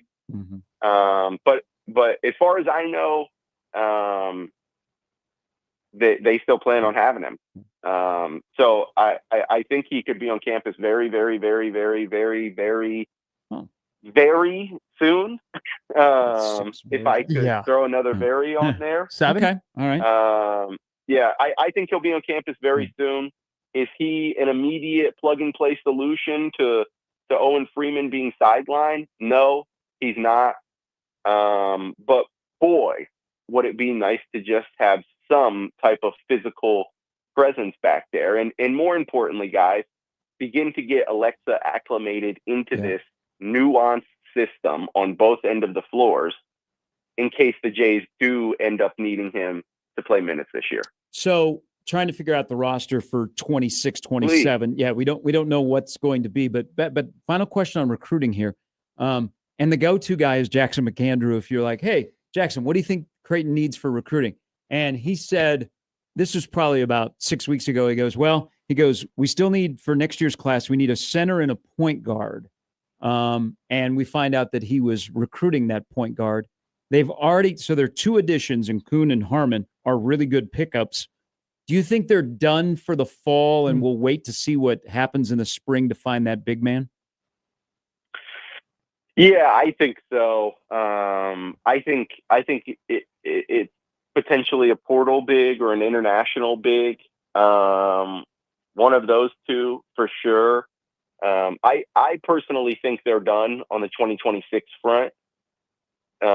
Maybe they circle back in the spring, depending on what happens. But I think for the foreseeable future, they're done on the 2026 front, because in a perfect world, only 2 people leave this roster next offseason, and that's Josh Dix and Nick Graves. Albeit those are 2 huge holes that they'll have to replace. But I liken it to not this offseason, but last, when the Jays knew the pieces they had, and Greg McDermott and company went in the portal and said, okay, we need this and we need this. And they hit on those guys. Like Jemiah was a Creighton success story as far as I'm concerned. as far as 1-year transfers go. So, I liken next off season or what next off season could be to what last off season was. So yeah, I think they pump the brakes on the class of 2026 and just kind of evaluate things in the spring, depending on, obviously Owen has 2 years of eligibility left. But where's Alexa's development at? They got the point guard taken care of. So like you mentioned, the priority is just kind of a big now. And that's not even really a big for the 26-27 season. You would think it'd be for the season after. So maybe it is an international kid to complement Alexa as a development piece. Maybe they go get a portal big. Maybe they circle back around to a couple of high school kids. I'm not sure. But that's I personally think that they're pumping the brakes on 2026 until at least the spring. We called you a ball knower. I want to switch the ball on you, and I want to ask you what are your expectations for Creighton volleyball this season? I believe they came into the poll ranked 12th right at the beginning of the year, if I'm not mistaken, under new head coach Brian Rosen. Yeah. Your expectations in general. I mean, is this hey, do you think, Final Four could be there, another Elite Eight appearance? So just how are you looking at this season heading into it, John? Yeah, it's really interesting because, and I think when people hear the word uncertainty, they immediately attach a negative connotation to that. And I guess in some instances that's true, but in some it's most certainly not. It's just genuinely so many things are uncertain. Mm-hmm. And that's the case at Creighton, especially with Creighton volleyball. Because you lost two of the best players in program history in Kendra Waite and Nora Sis, program stalwarts, program cornerstone. And on top of that, guys, Maddie Bilovanovic and Elise Getzinger were really, really good in their 1 year with the Jays. So they have to replace a lot. They have to replace 3 starters and a libero, and not just 3 starters and a libero, some of the best in the country, right? So it'll be tough. There are so many things uncertain. The head coach is different for the first time in more than 2 decades. The last time that Creighton volleyball had a new head coach, they were playing games in high school gyms across Omaha. So things are drastically different now under the first year of Brian Rosen than they were at the beginning of the Kirsten Bernthal Booth era. So with all of those uncertainties, I think my expectation is to still get back to the NCAA tournament. I think if you can do that, then and win a match or two, if you don't go one and done in the tournament, that'd be a success for me. But don't let my expectations shift the purview that Brian Rosen and the Blue Jays are chasing a Final Four. Sure. I think I've said on here before that the night that they told the team that Booth was stepping away and he was taking over, they're obviously crying in the locker room with the unexpected announcement, and Brian lightened the mood by stepping to the front and saying, who wants to go to a Final Four? Did he put a timeline on that? No. But that's the expectation. Mm-hmm. That's what he's chasing. And the chase, at least for him, officially begins August 23rd against Penn State in Lincoln. I can't wait. It's going to be a fantastic season. As always, Ball Knower, we appreciate the knowledge and the conversation. Thanks, guys. See you, Whiskey. That is John Walker, certified Ball Knower. He should put that in his Twitter bio. Yeah. If you ever called me a ball knower, I would put that in my Twitter bio. I would. Certified ball knower at Gary Sharp. And I'm not forcing you to. Because I know the day. You kind of want the endorsement, don't you? No, because I know the day when you do it, when you give it to me, it'll be a big deal. I even asked you one time, I go, do you think you're talking about basketball? I go, do you think I'm a ball knower? And you go, nah. And I'm like, all right, that's all I need to hear. I think I said work in progress. On basketball, yeah. On Football basketball. too. Football too.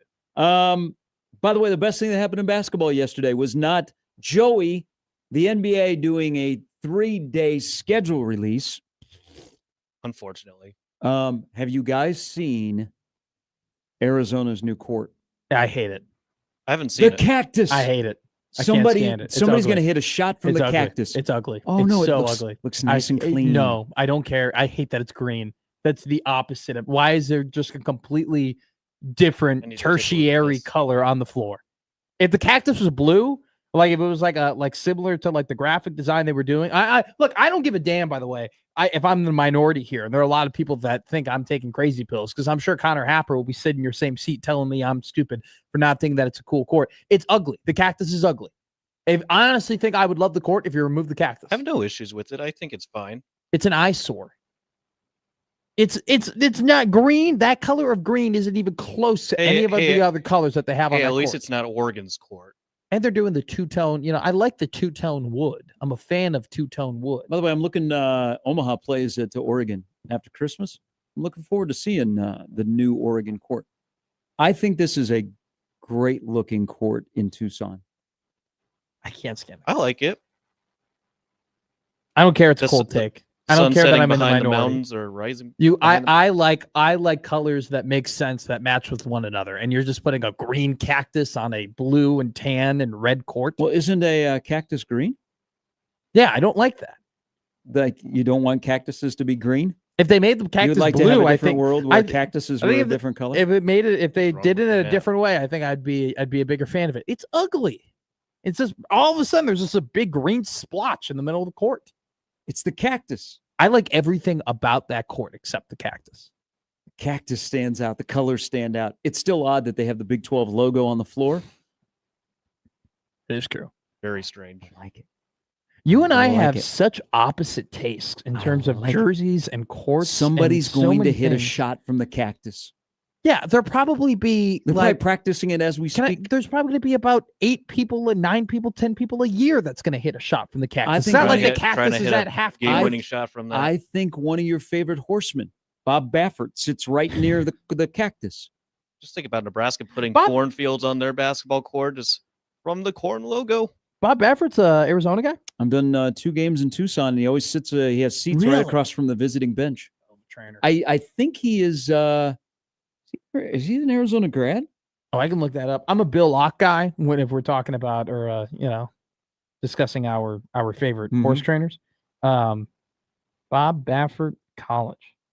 I tried going to a horse race back in Chicago during my vacation to Hawthorne. And it was a Friday and a weekend in the summer, and they weren't running horses. How is that possible? How's a Hawthorne racetrack in Chicago, a heralded racetrack in Chicago, not running a summer Friday race? I'm not sure. He went to the University of Arizona. Yeah, so he's an Arizona ball knower. Hey, I don't think that Sean Miller went to the Final Four with cactus on the floor or no cactus. Do you think they're asking Baffert for $300 million in donations? No, I don't think so. All right, Brandon Vogel's going to join us before the hour is over. Yesterday was the last time that we get to watch Nebraska practice before the unveiling 15 days from now. 5 + 5 + 5. Also, when we come back, this world is not designed for you. I'm sorry. We're talking kangaroos on 1620 The Zone.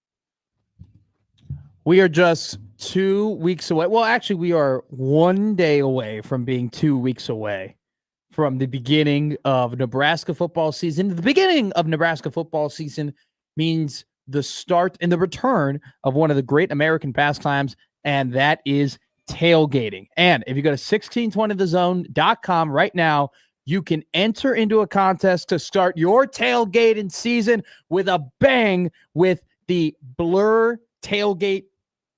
Blur's ultimate tailgate. Ultimate Blur tailgate. My apologies. And right now, you can win 2 tickets. You can join Blur for a pregame party inside Kauffman Stadium, which is only a couple steps away from Arrowhead, August 28th, 2025. Enter right now, 1620 The Zone, and your email, agree to terms to win 2 tickets to the Ultimate Blur tailgate. All right, we figured out, with the help of King Joey, John Wilner, who covers the Pac-12 when it existed, did a great job. Now he covers a little bit of the Big Ten with the West Coast schools. John Wilner from the Mercury News in San Jose is the person that voted Nebraska 18th in the preseason. He is some might say, a ball knower. Should we get him up? Sorry. He's a really good guest. Yeah, no, he's made numerous appearances on the show, but he loves college football. So he was the person that voted Nebraska the highest. There were 57 voters that did not rank Nebraska. But John Wilner said they are the 18th best team in the preseason. This now makes you really happy. He had Clemson number 1. You like Clemson. He had Clemson, Penn State, Texas, Notre Dame, Ohio State, Florida, Oregon, Georgia, Illinois, Alabama. By the way, Sam McEwen was not the only person that did not vote the Fighting Illini in the top 25. He was one of 4. Whoa. Wow. Mm-hmm. Really? Yep. Now, see, Sam did bring up some good points. Like, I am also concerned with Illinois about the lack of pass catchers that they have. I don't know if you remember that game in Memorial Stadium. Pat Bryant, dog. Yes. Incredible player. Draft pick. No longer on the Illini, and I think that he really helped out Luke Altmaier look as good as he did last season. So I get, but not putting them in the top 25 at all is blasphemous. Blasphemous to me.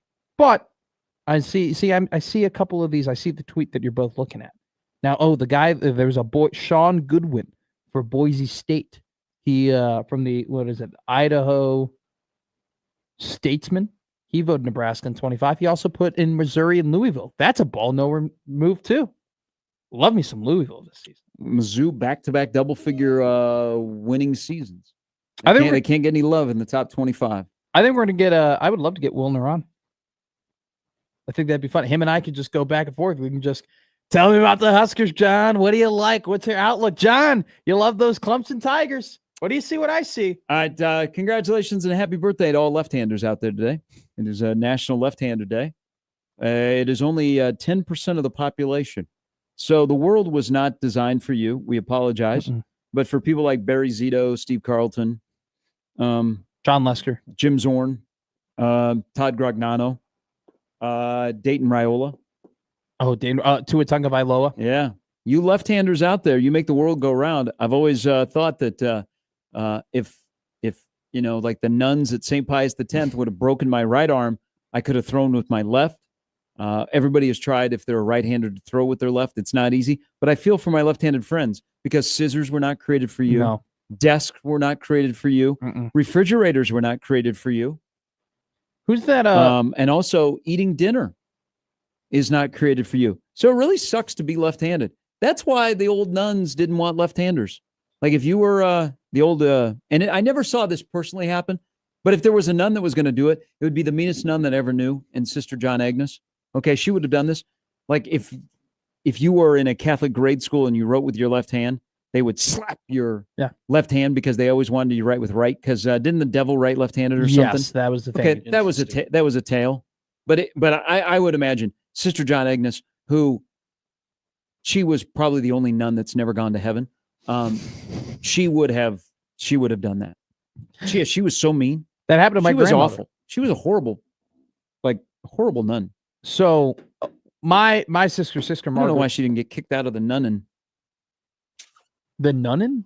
whatever the group is, whatever your union That's is. not called. There's not a union. She wasn't even like, it wasn't even pleasant. You would say, good morning, The sister. clergy. I'm pretty sure she's just a part of the clergy. You would say, good morning, sister. And she'd be like, no, it's not. Was she your art teacher? That's what my nun was. My she nun was the an art principal of the school. teacher. Oh, God. Yeah. That's a nightmare. And also, a little bit later on in life, I realized that she was running a scam with fellow nuns at St. Pius X. What was the scam? There were a bunch of senile nuns that she would not get rid of. They let them either run the library or teach. She was running an inside job. She was running a bad department. Oh, Sister Mary was running the library. There was some. She didn't know if the Dewey Decimal System was upside down or right side up. Okay, but she didn't want to send her out to nun pasture, so she let her run the library. She was loyal to. It was awful. It was awful. I bet they had so many dues that were not paid. I bet they lost a lot of money. But one nun was taking care of the other nun. She wasn't going to push her out the door. Loyal to a fault. Sister Corrine, same thing. I knew more in 7th grade than Sister Corrine did. Okay, got that off my chest. You know, it just sounds like what was her name? Sister Margaret? Sister John Agnes. Sister John Agnes. Yeah, she hit kids with a oar. Jeez. Like a boat oar? Yeah, you got spanked. How can you a small oar. I was going to say. No, it was like a big oar. Like how big was the oar? It was large. Can you use your hands and show me how big the oar was? Large. It was the largest oar. No, it just sounds like she's loyal to a fault. You know, special teams are suffering. The offense isn't doing too well. She's just holding on to the rope for too long. But it seems like she didn't make those decisions that she needed to make. I guess she was in the afterlife. She was very kind to my mom. Like after we were both, my brother and myself were out of the school. The afterlife? Like after we were there in school. Like she was very kind to my mom. I'm a lefty. Yeah. So, are you really? I'm right-handed. So I write with my right hand, but I bat lefty and I play golf lefty. Yeah. And so I'm an honorary left-hander. Some call me a fraud. Others tell me I swing the wrong way. Is that your left-handed signature? Mm-hmm. So what it comes from is that my grandmother. Well, I don't think it would have been any better with your right hand, considering I've seen your chicken scratch. One's right and wait, I can't tell the difference between the two. Okay, so that's left. Okay, that's right. Show that to the camera. Point at which one is which. That's left. That's right. There's no difference. The Corbett is asking us to find the difference between these two things. They're the same thing. Now, when you they are so similar. Now, when you eat your meals, do you use the fork with one hand and cut with the other hand? Because great question. I get criticized because I'm right-handed, but I cut my food with my left hand. Oh, you're a psycho. Just because you're crazy. What, you don't switch your fork to your left hand? It's pointless to switch. What do you mean pointless to switch? It's more efficient. Why switch it? I'm efficient with cutting with the left hand.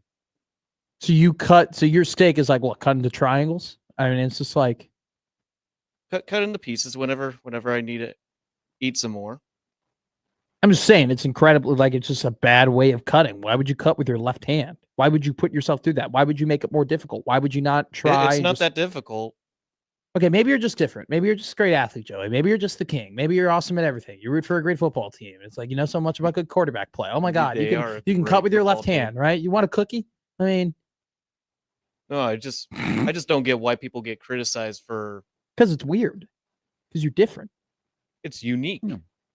Yeah, unique. You didn't say that about Archie Wilson. He's unique. Archie Wilson had the Connor Bedard story where he broke one of his limbs and then he used the other limb to make up for it, and then he ended up getting really good at that limb. Sometimes you got to do the Happy Gilmore too. And he's also playing college football at 18 years old or 19 years old. He might as well be Connor Bedard. Yeah.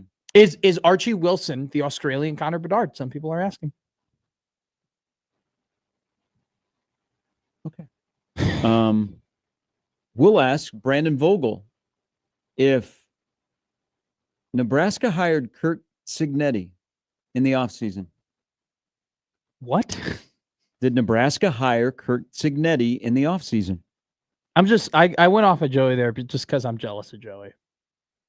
I just have to admit Who wouldn't? He's the king. Yeah. B. Vogues joins us next.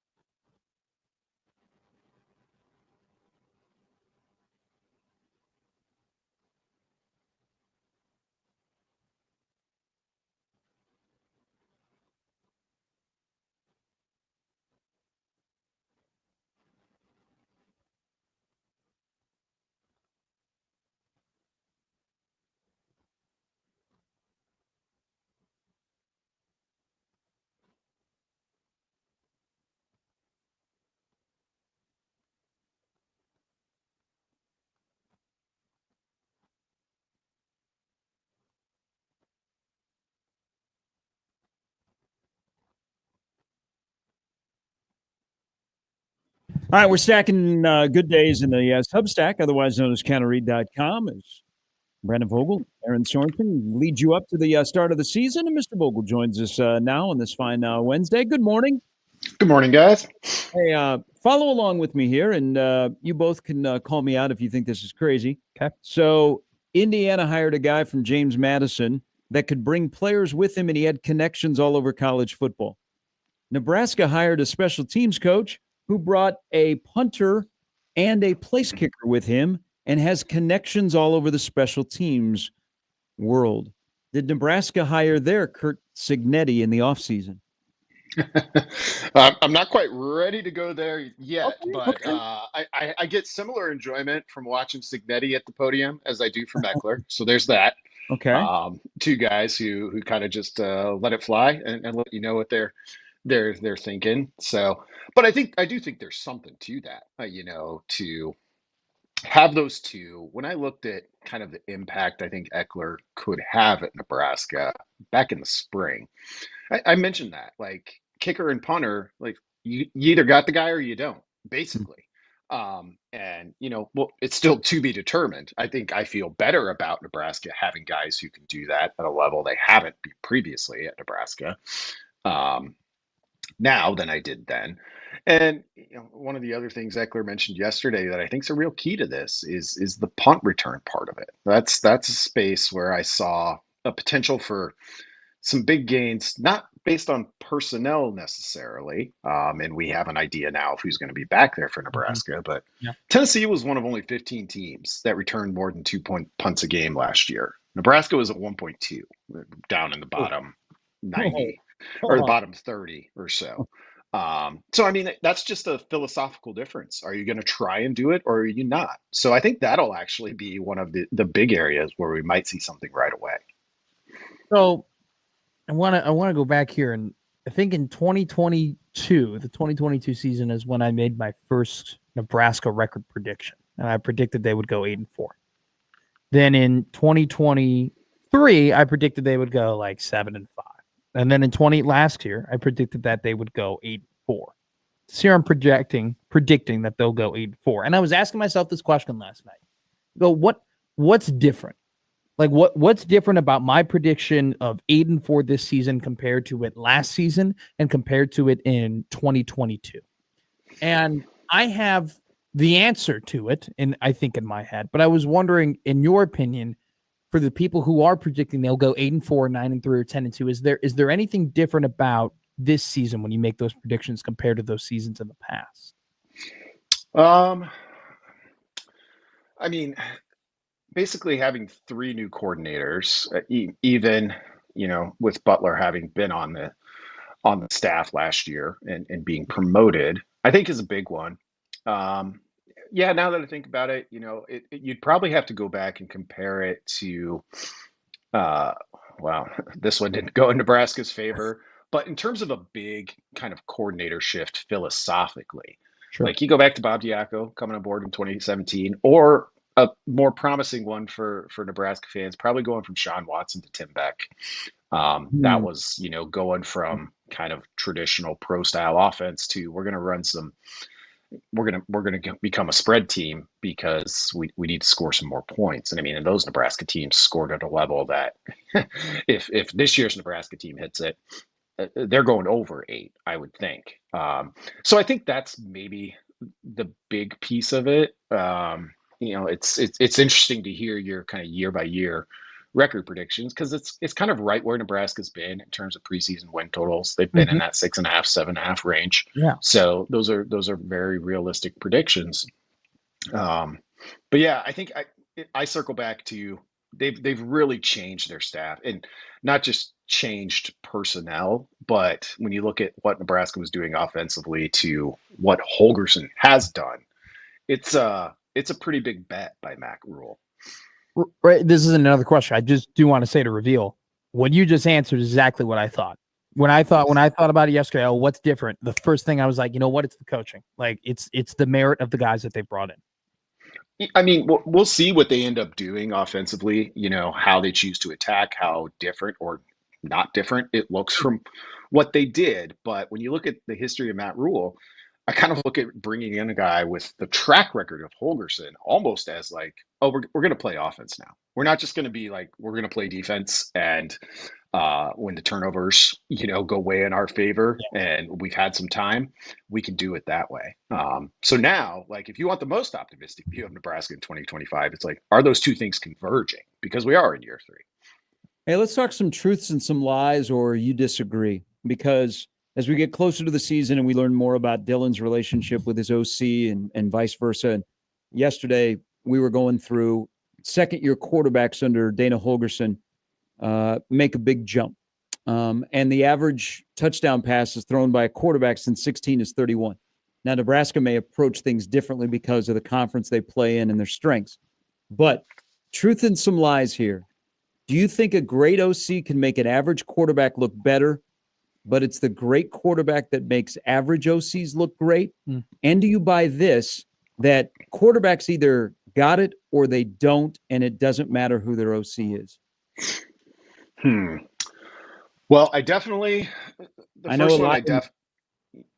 first one I would consider truth. A great OC can make an average quarterback look pretty good and put up some big numbers. And in a lot of ways, where Holgerson came from, Texas Tech for a long time was the epitome of that. So maybe not just OC, because they went through some different ones, but also system. And I mean, Mike Leach was kind of the overlord of that whole thing. So I think that's definitely true.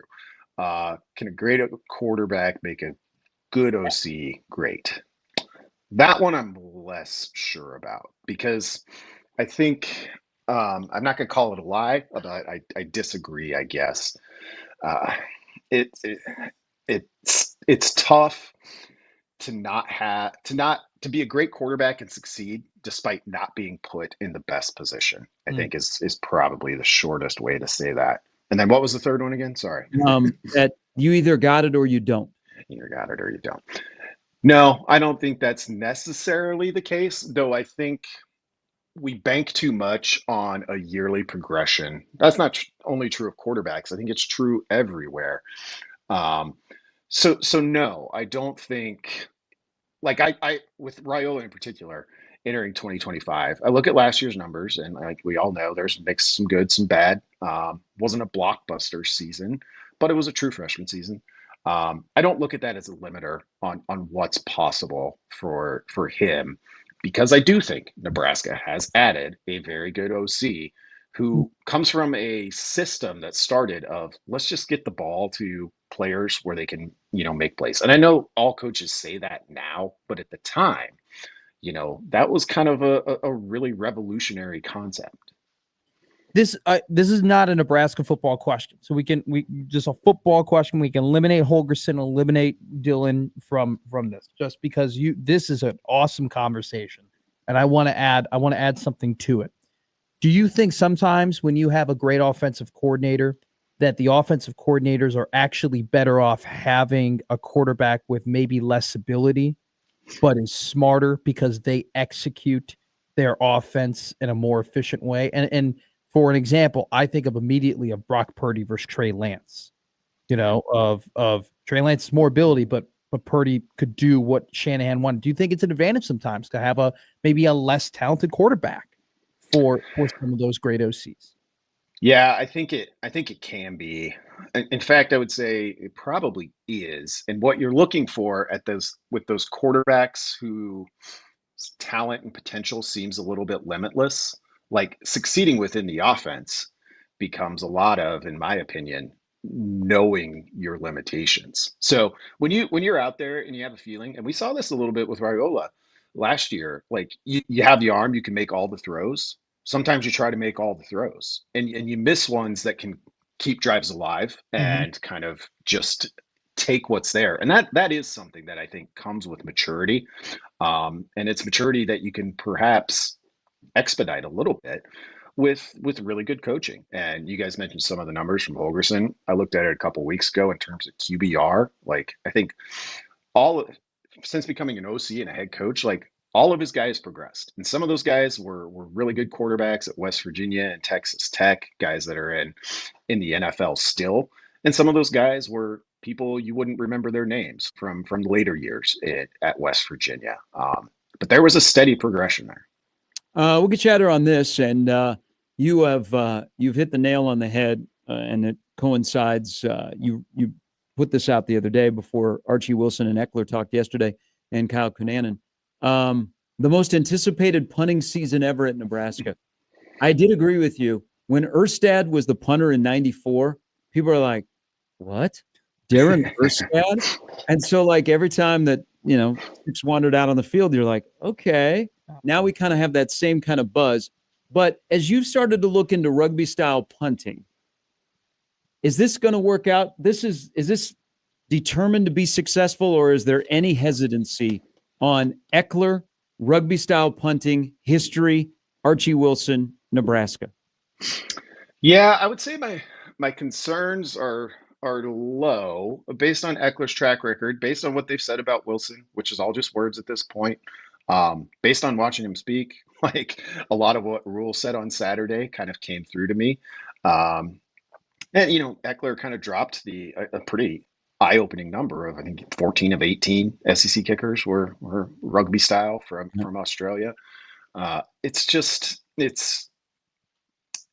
Well, he used the term too. It's punting as a weapon versus, well, it's just something we got to do. So when I was thinking about the most anticipated season, the only one I came up with was Erstad, because nobody wants to punt, right?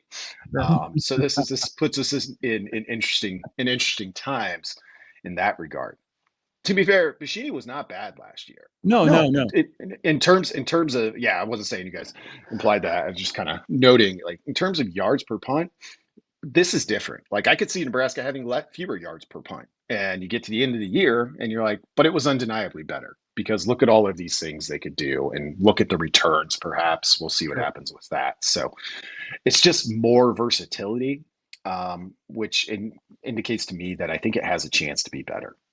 I mean, the whole as a whole, we think it'll be better. If not, we know the headline. Yeah, we know we already were given the headline yesterday. X sucks. Yeah, you'll have a lot of content in the offseason if that's the case. Brandon, as always, we appreciate it. We're 15 days away. Looking forward to more of the lead up with you and Aaron at counterread.com. Sounds good, guys. Thanks a lot. That's great stuff there. Volleyball as well, as Aaron is in volleyball, but Brandon as well. Good stuff. All right, that'll do it for today's show. Crossover's coming up next.